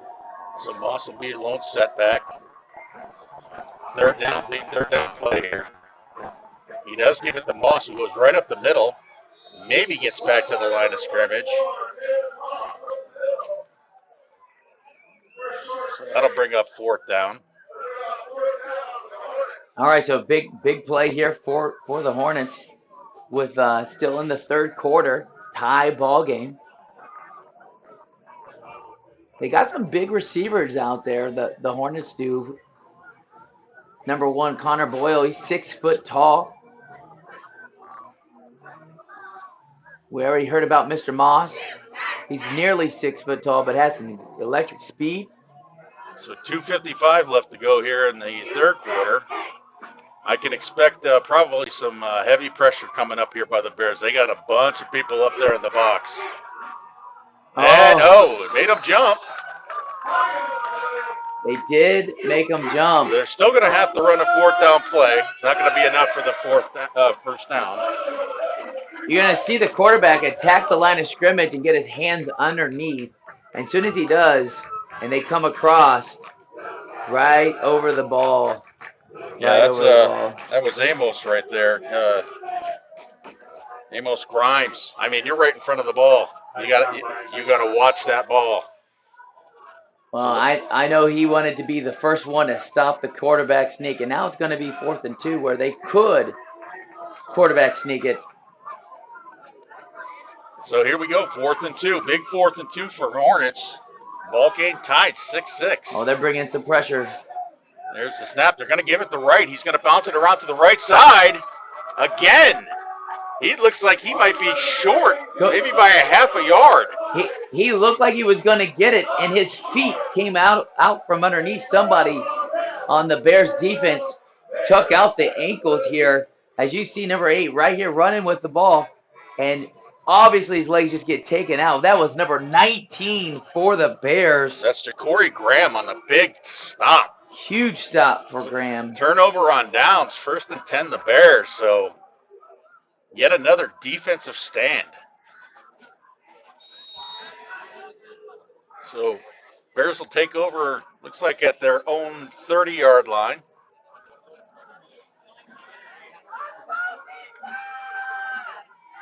Demo's going to fake the handoff, and he's going to go ahead and take it himself up the middle for about 5, but there is a penalty. It looks like an illegal shift. Yeah, it appears that there. I don't know if they left before the motion was complete or if they had 2 guys moving or what the case was, but it was pre-snap penalty, so it's definitely going to back them up. And so it'll be 1st and 15. They'll try that again. I mean, yeah, again, we don't need to get these kind of penalties here. I mean, you're given opportunity after opportunity for the defensive side to make a stand here, and you're turning something into nothing.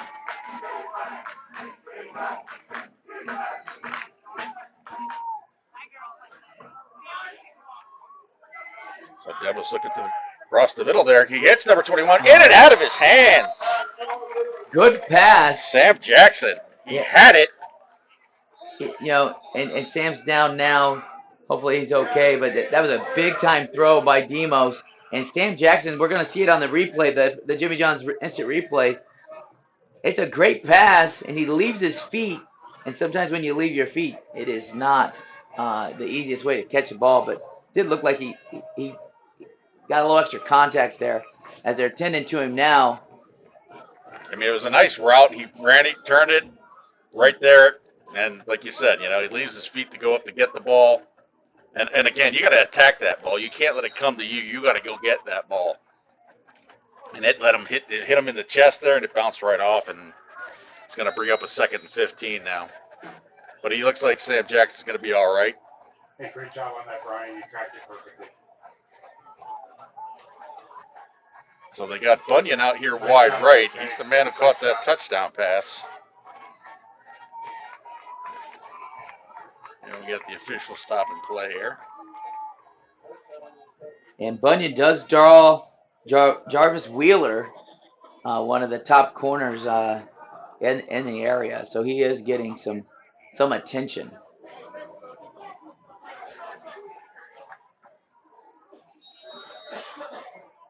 So 2nd and 15.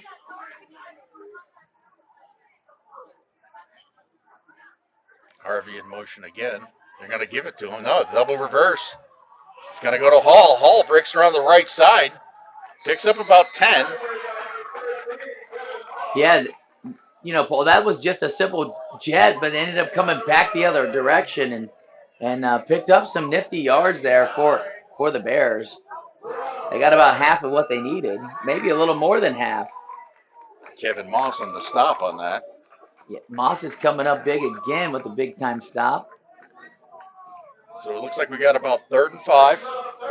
3rd and a long 5. 1:15 left. Score tied. Bears 6, Hornets 6. Bears on a little bit of a drive here. There's a snap. Demos looking, scrambles to the left. Still looking. Nielsen again. James Nielsen.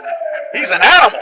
Nielsen is a machine out there on the end, and you're going to see Jimmy John's best replay here. It looks like there's plenty of time, and then he breaks it out, and look at him just attack the hips of Demos there, and brings up a big 4th down. Nielsen broke off that block there. I mean, he was getting manhandled, broke it off, chased Demos down, brings up a big 4th down again. So let's see if the Bears are going to actually punt.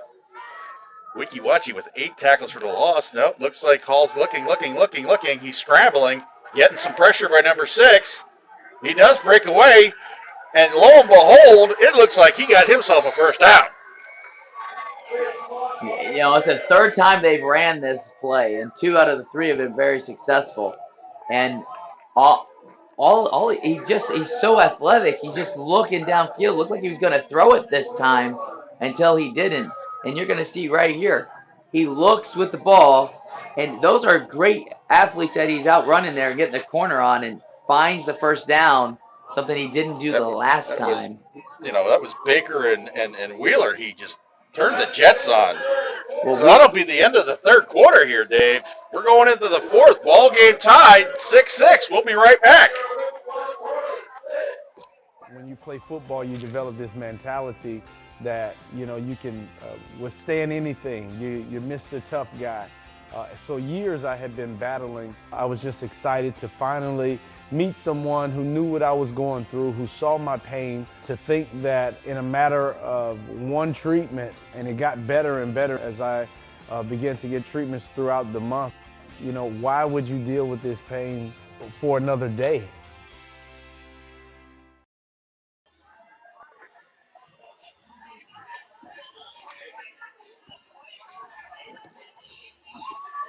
So we're back here.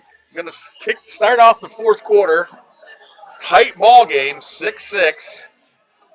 Central picking up a big coveted 1st down on that 4th and long. I'm telling you, Dave, I mean, Weeki Wachee, I would just, don't even worry about sending anybody back. You got to have 2 spies on Mr. Hall there, because he's picked yourself up 3 1st downs. Yeah, and Weeki Wachee has played great defense all night. They just haven't played well punt return. Special teams will get it. Come up and bite you here. So the Bears 1st and 10 at their own 40. There's a snap, little low. They're going to give it to Frankie. Harvey's going to pick up 2 yards. Yeah, the linebacker there, Giovanni, was quick on the scene here, but it is a minimal gain, but it does keep the clock ticking and setting up the offense, I'm sure. So stay tuned. At the end of the game, we'll announce our Glory Days player of the game. And, Dave, it's tight pickings on this one. I mean, you got a couple guys out there that's just been showing out. So we've got touchdown catches and big defensive plays and sacks galore. And it's going to be an awesome one to pick tonight. Here's a quick flare out to the right. That looked like that was intended to Graham, but let him a little bit too much on that one, Demo. So that'll bring up 3rd down and 8. Make it 3rd down and 9. Long 8. You're bouncing, Brian. Now, as you pointed out earlier, Paul, the Bears have been living on 3rd down. Hey, Jay, can you get even and making the most out of 3rd down. And guess what down it is, Paul? 3rd down. And they're taking a liking to that 4th down, too. So let's see what they can dial up here. Hornets showing pressure up the middle. There's the snap. Demos looking. Fires it long. Over the middle. He's got J.T. Harvey. It's going to be picked off. Kevin Ross again. He brings it up the midfield. He's going down the left side. Finally brought out Out of bounds at about the 32. Big play again by Kevin Moss. Check this out. Moss is playing in the middle of the field. That's a good ball to a good receiver, and he goes underneath the receiver, takes it. Good big block right there by number 5, and Moss finds the sideline on the return and able to fire up the crowd nearby, give his team some extra energy, and now they have the ball, Paul. Yeah, another stellar defensive play by the Hornets. So it looks like possibly we got a flag at the end of the play on that. So the officials talking it over. Looks like it's a dead ball, unsportsmanlike conduct on the Hornets. So it must have been some extracurricular activity on the Hornets after the play. So, but still, I mean, they're going to get the ball here in the fourth quarter with 10 minutes and 57 seconds left. They're going to need a drive though because this defense is so good and have been great all night. But they did get it over the 50-yard line, which is basically where they've been getting the ball every night. So it does take off a little bit of the yardage off that great return by Moss. Yeah, I think we've only had two drives that has started anywhere deep, if I can recall, for either team. You know, most of everything's been playing around midfield. So the Hornets have an opportunity here to go up in the fourth quarter here, trying to keep this streak of the home team winning the big battle of Hexham.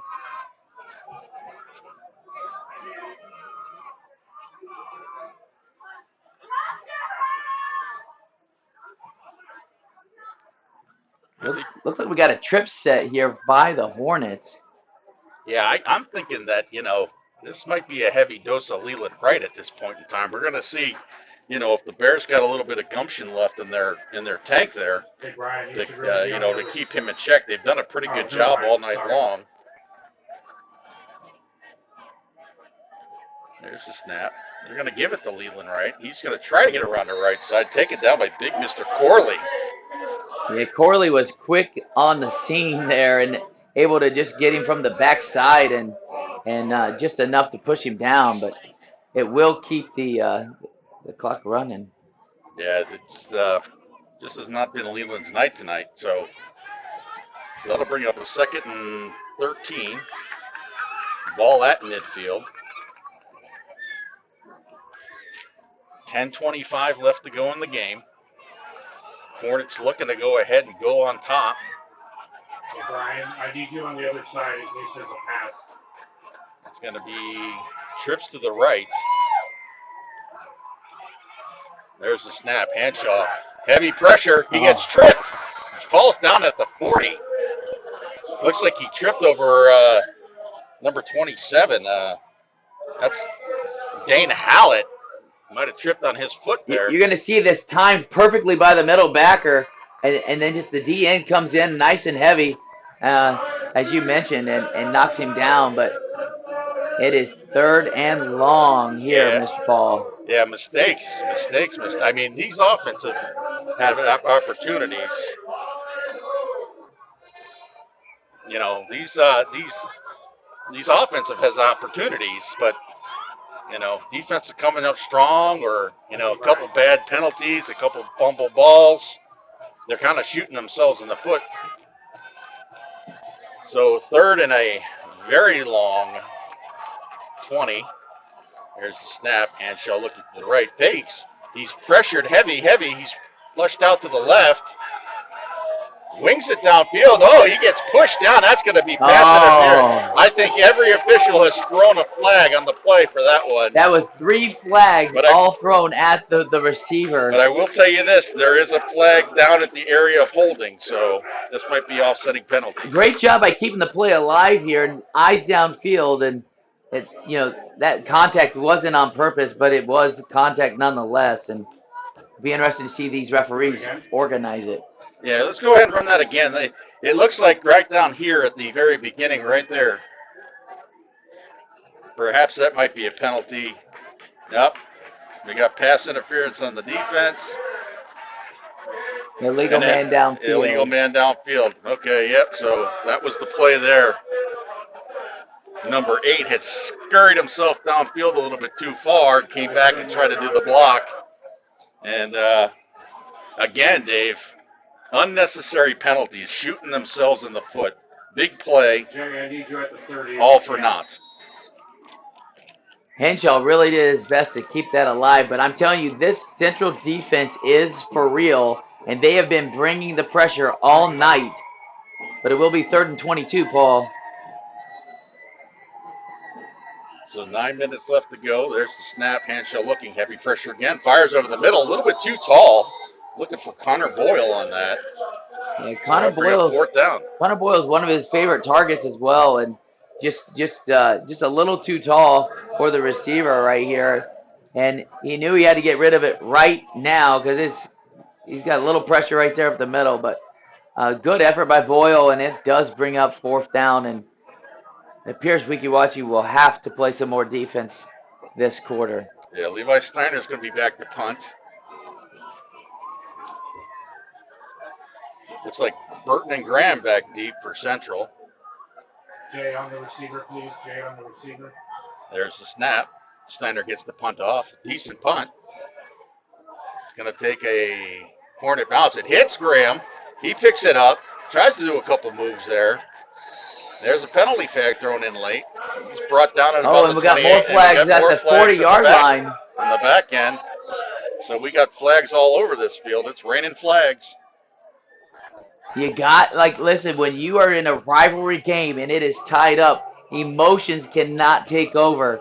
They have to be in check so that you do not damage your team and their effort so far. So excited to see what these referees are going to tell us so we can know where this ball is marked and see what the situation is. It looks like both of these penalties might be going against Weeki Wachee, so we'll have to wait and see on this. I think you might have a unnecessary roughness or a personal foul on the back here, and then could be possibly a late hit on that on the tackle there. So the officials are getting together to talk about it. But again, I mean, if that's the case, Dave, Weeki Wachee, they're killing themselves with these penalties. And they weren't really penalized much in the first half. It's just a second half problem right now. I mean, they're doing what they can on defense. I mean, they really are playing good defense, but it's two different kinds of defenses. Yeah. So they're still talking it over, trying to figure out what the penalty is. And they're all talking with Coach P over there, trying to make sure he understands what the situation is and which penalty he wants to accept. And yeah, he's going to have to probably take one of them. So. And unless the second one was after the play was over, so they could add that one on. Oh, well, it looks like the Bears are walking back, so we could be totally wrong. Talk about egg on the face, huh? So they had holding on the Bears and a personal foul face mask on the Hornets. And another personal foul face mask. That's declined. The holding will be marked off.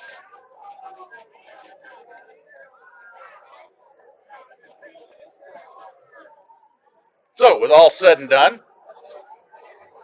it's going to be 1st and 10 from the 19 for the Bears. So, one of the few times that a team, has to go 80-plus yards to start a drive.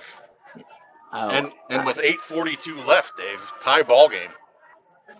Yeah, I want to say this is the first time we've seen this starting position since the opening drive when the Bears got their first shot. But here we go, 1st and 10.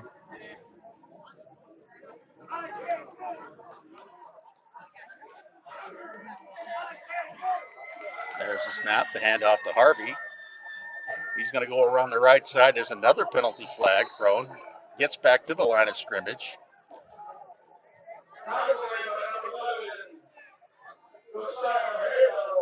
Great shot by our film crew getting the white hat here for the signal. Personal foul face mask on Weeki Wachee. So that'll give him a free 15. So Go from making a nice big stop there in first down with no yards to why don't you take these free 15 and we'll give you another first down. Still tied in this rivalry battle. So 1st and 10 for the Bears. There's the snap, a little low. Harvey immediately getting brought down in the backfield, and yet another flag. Yeah, it looked like they got him by the back of the pads, pulled him down to the ground. And the referee was quick to throw the laundry.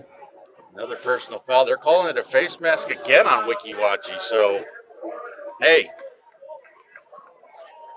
let the defense actually play. Let them hold them, but give them the free 15 yards for a silly penalty.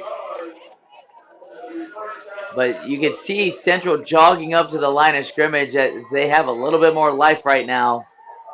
Now they're at the 50-yard line or nearly the 50-yard line. They're at their own 49. They just went from their own 19 to the 49 in the blink of an eye, and they got 0 yards rushing out of the whole thing. So there's the snap. Harvey going to take it around the left, cuts back. He's actually going to go ahead and pick up about 4 yards on that.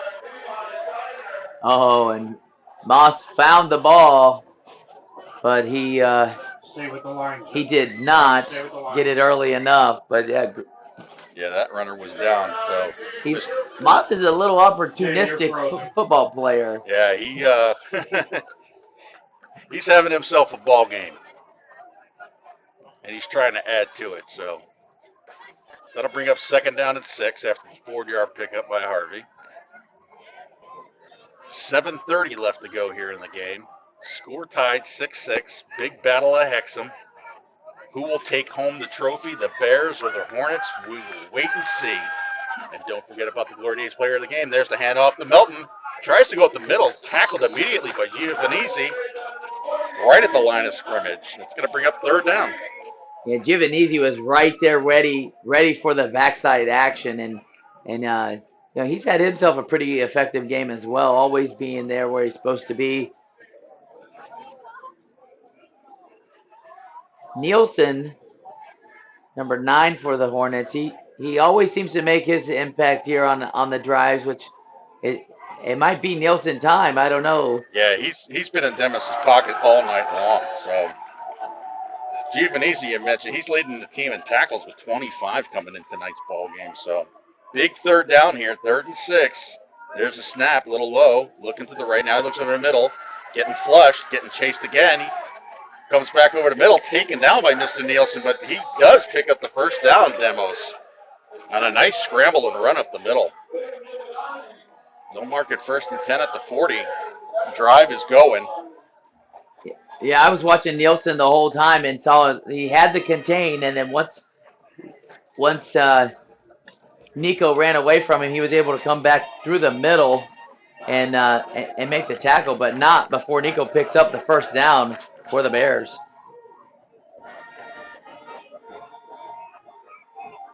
So 6 minutes left. 1st and 10 Bears. They are driving down the field in Hornets territory. Hey, Jay, on the next play, get the central huddle, okay? Frankie Harvey deep in the backfield. There's the snap. Handoff's going to go to Harvey. He's going to go around the right side, make it a little sniff, and he's going to pick up about maybe 3. Lot of Hornets there for the tackle, but Harvey's a very accelerate. Like he accelerates so fast when he has the ball. He didn't get the 1st down, but he got some effective yards. Pick up by 4, taken down by Giovanizzi on that play. Brian, you're frozen. Okay, I got you. So they're going to go ahead and take an official's timeout for a water break. No, you're frozen. And we're going to go ahead and take a break ourselves with them driving 6-6. Stay tuned. When you play football, you develop this mentality that, you can withstand anything. You're Mr. Tough Guy. So years I had been battling. I was just excited to finally meet someone who knew what I was going through, who saw my pain, to think that in a matter of one treatment, and it got better and better as I began to get treatments throughout the month. why would you deal with this pain for another day? All right, we're back here. 5:09 left to go in the ball game. Bears on a drive. What a battle this has been tonight. I mean, we had it at zeros. We had it at 6-0. Now it's been knotted at sixes for a while. Each team has had offensive opportunity and defensive plays, and now we see what the Bears can do with the rest of this drive right here as it's 2nd and 7.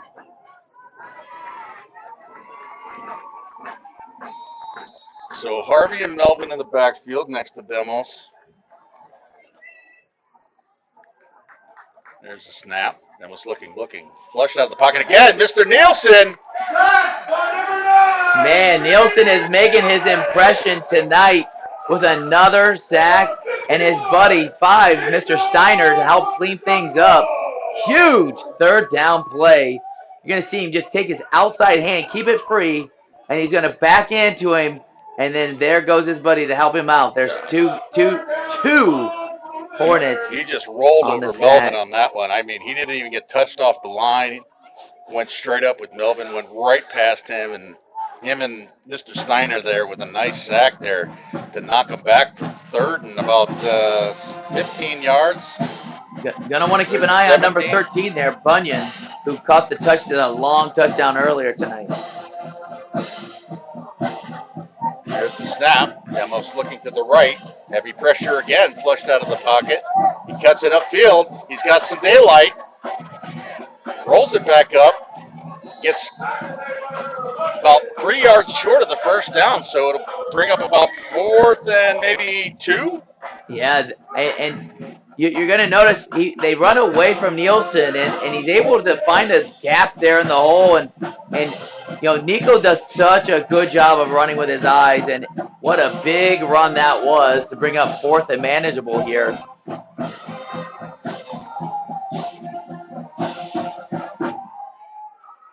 So it looks like it's about 4th and 3. They mark them at about the 33-yard line. They got to get to the 30 for the 1st down. Single receiver on the left, and it looks like we're going to have a timeout for Weeki Wachee. So we got 3:15 left here, Dave. Central's had this ball for quite some time now, courtesy of a couple penalties on Weeki Wachee, and they're sniffing. Paul, I do like this timeout because this is a very important play in the game where essentially if they don't get this defense off the field now, it might be too late. So great timeout by the coaching staff there for the Hornets and Coach Bland trying to get their defense organized. Are you thinking it's going to be a Harvey to the right or Well, he's also probably telling them, watch the ball. Don't make the jump because they only need 3. And if they give them another free 1st down, then, that's a killer right there. So you got to watch the snap of the ball. Don't jump. I'm sure you might going to probably maybe try a hard count or something like that, but see if he can get himself free 5 yards. So we're going to see. It's 4th down and 3. Big play here. Harvey and Melvin next to Demos in the backfield. Showing pressure. Handoff goes to Harvey. He's got a hole in the left. He gets over the 1st down. Picks up a little bit more. He's still fighting. He brings it all the way up to about the 22-yard line. Big 1st down for the Bears. Paul, huge second effort by Harvey, and you're going to see this wall move and move and move and move, and you see Bunyan there clapping with excitement for the 1st, and it is still a tie game, but Central is knocking on the door. Yeah, we got an injured Hornet down there. Looks like he's caught himself a cramp, so they're going to go ahead and tend to him. Yeah, those calves will cramp this late in the 4th quarter. I saw they brought out the jar of pickle juice over here on the bench, so probably get a couple sips of that and get himself right back in the ball game.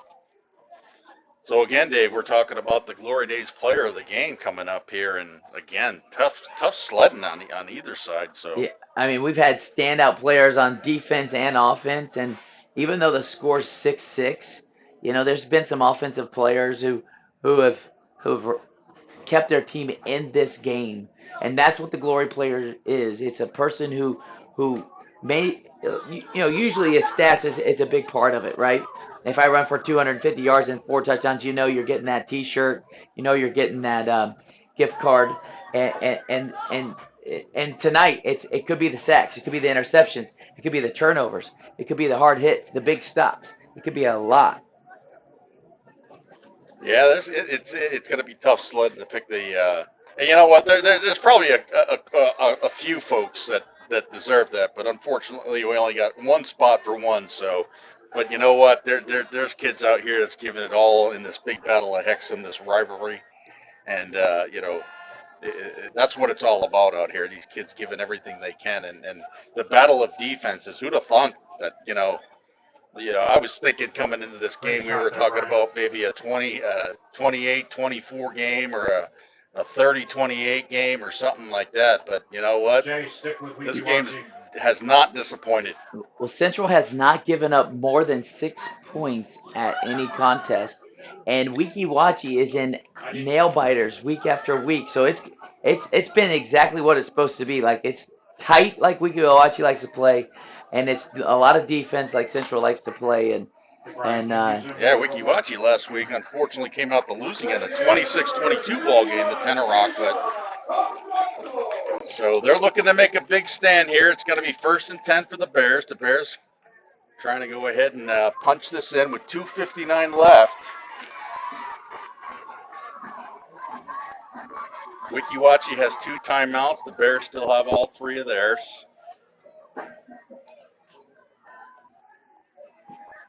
They've had the most success running away from Nielsen. Be interesting to see if that's where they continue to go here on 1st down. Showing pressure. There's the handoff. Quick, right up the middle. Immediately stopped. He's lost about 2 yards there. That's Giovanese again. Giovanese has been coming all night long, and they have him and Nielsen on opposite sides, and that has been proven to be effective and for this defensive battle tonight. So it's going to make it 2nd and 11. That's the 10th tackle for loss for the Weeki Wachee defense tonight. That's big. I mean, each team has just shown dynamic defenses. So there's a little trick probably there. Going to go up to Melvin up the middle. A little misdirection on that play. Yeah, and he got some running lanes there, and he picked up some big yards. And Weeki Wachee's going to call a timeout. They'll have 1 timeout left in the pocket, so it'll be 3rd down and looks like about 5 to go when they come out of this break. 2:04 left to go. Well, you can tell that they need this water break because they have got to play the best defense they have if they want to win this ball game, because it is not a lot of time remaining if they do punch this ball in for the Bears. And we are eating good in the neighborhood, Dave. Yes. It's the Applebee's Red Zone. We love the red zone. The Applebee's Red Zone. We love that.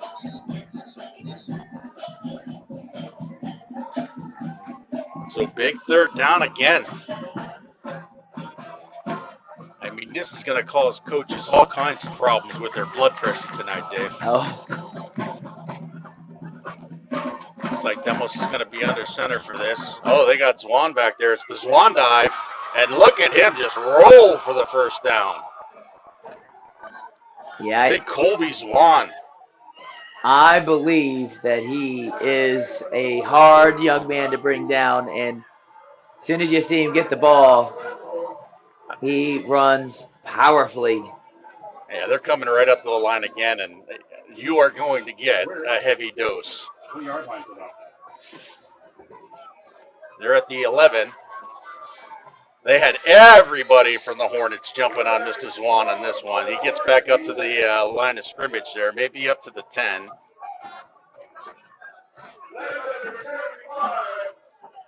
They're going to call him back at the 11 still. It's 2nd down and 11. But more importantly, it is tick and talk right now for the Bears. 1:20 left to go. Time is running out. Bears do have the 3 timeouts. Hornets have 1. 2nd and 10. Bears are going to be taking their time. There's the snap. Fakes the handoff. Demos. Oh, there's a flag on the play. A good strong stop there by the defensive end, able to keep control of the edge as Demos went that direction.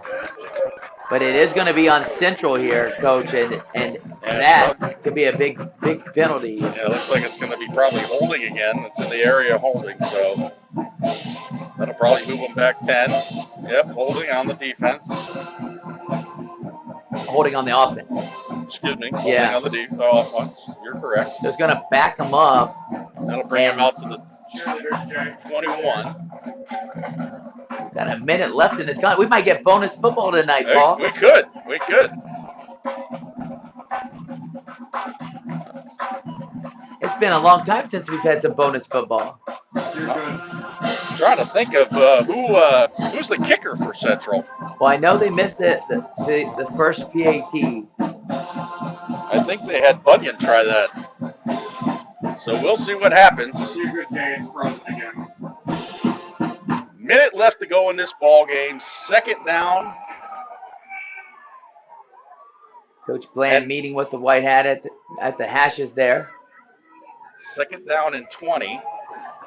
Got to keep an eye on Bunyan, number 13. They can still get the first down. The first down line to gain is at just inside the 1, just shy of the goal line. There's a snap, bobble by Demos.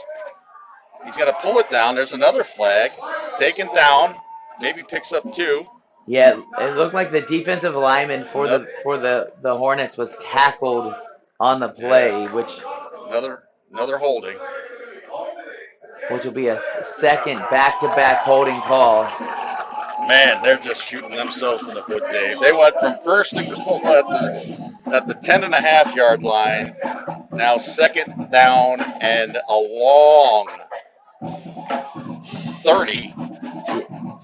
Yeah, but as long as the Bears have the ball for the next 52 seconds, they cannot lose this game in regulation. So they're going to have some opportunity here to run this clock or take a shot. And we know Bunyan can catch. So we'll see what they do. Again, Weeki Wachee has 1 timeout left.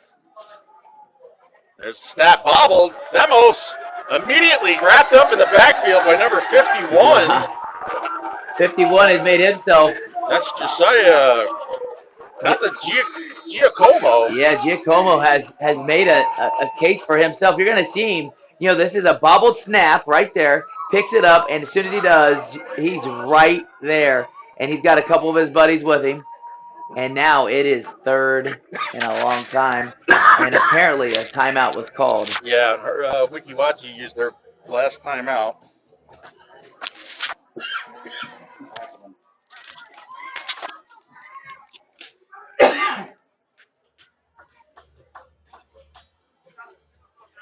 Big play here, Paul. Now, theoretically, they got 2 plays, 37 seconds to go in the contest before we go to overtime, potentially, because you still got to play, because we have seen Demos throw the long ball earlier this evening. Well, we're going to see if they're going to play for overtime or if they're going to go ahead and try to take a shot. There's a snap. He's looking. He's rolling to the right. He's rolling. He's looking. Heavy pressure. Nielsen coming. Oh, he gets away from him, but he does not get away from number 24. That's Jalen Moss. Yeah, that's probably going to do it right there. Big hit by Moss. I mean, you're going to see Nielsen coming in hot right here. And as he comes in, he's going for the front like he's supposed to. And Moss figures it out and has the backup. And what a long night it's been for Nico Demos, who has been pressured and running so much all night. Yeah, he caught Nielsen right there at the last minute because that monster was about to eat. And it looks like Central took a timeout here with 30 seconds left to go. It's 4th and half the football field. Yeah, it's 4th. Now, Now, hopefully they don't go the fake punt. I mean, because they've been very successful at getting to the sticks. I mean, what do you do at this point? I mean, you got 30 seconds left on the clock. Do you play for overtime? You're going the wrong way. You're not going towards the goal that you want to go to. You're going towards the opposite end. It hasn't really looked very well for the last few plays.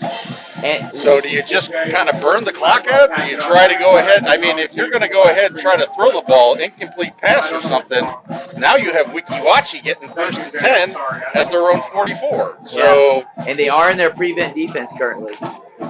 So we'll see. There's a snap. Demo's in the pocket, getting pressured again.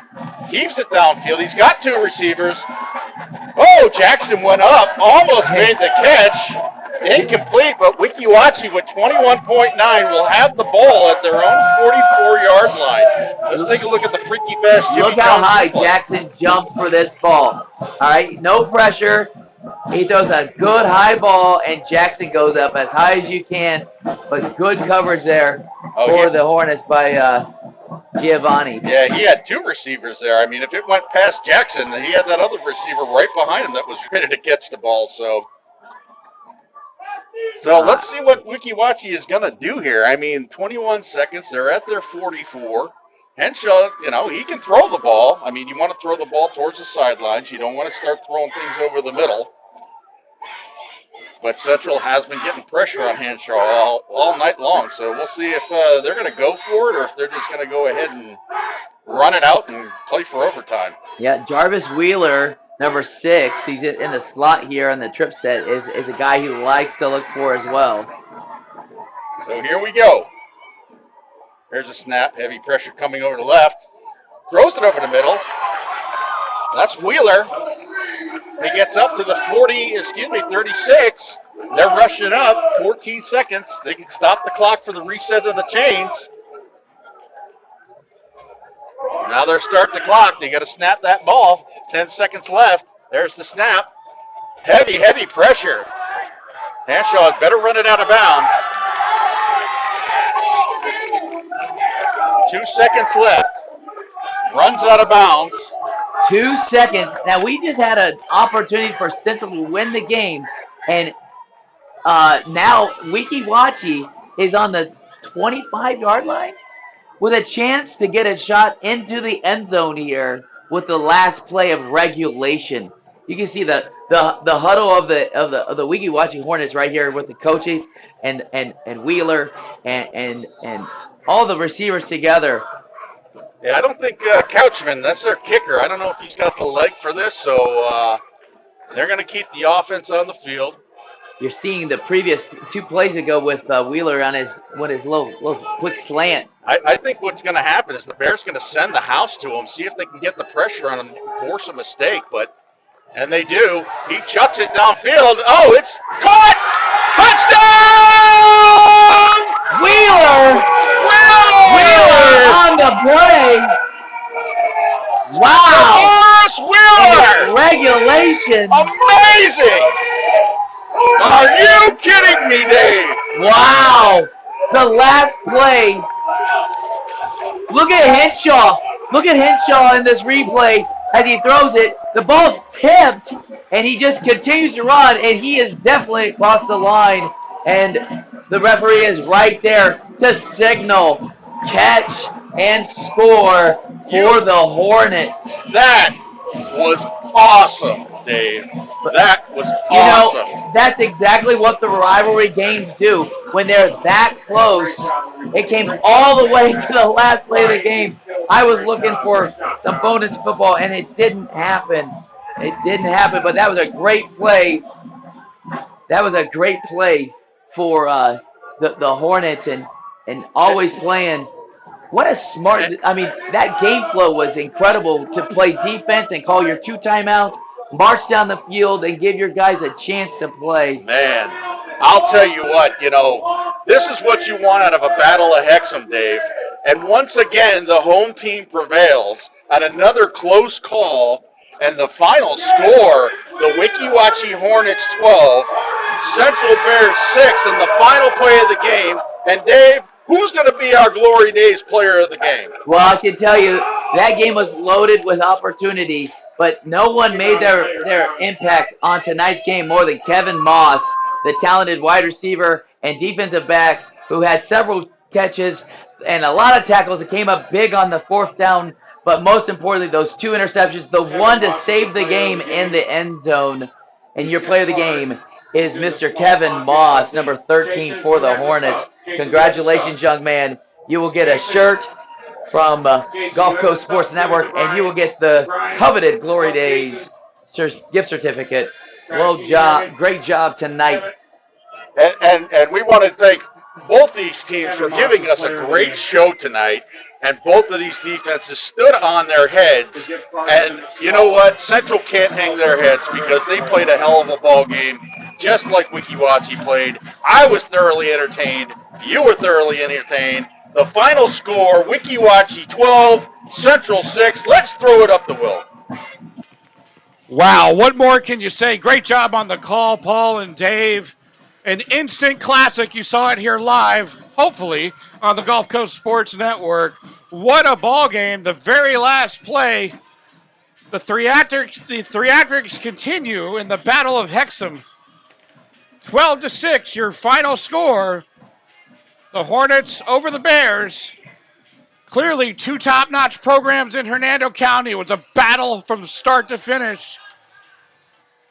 For the entire crew tonight, John McMurdo on main cam, Brian Lott on the field cam, Jason Cephas on the rover, Paul Smith on the play-by-play call, Dave Barrett on the color. I'm Will Wilkie, and we'll see you next time.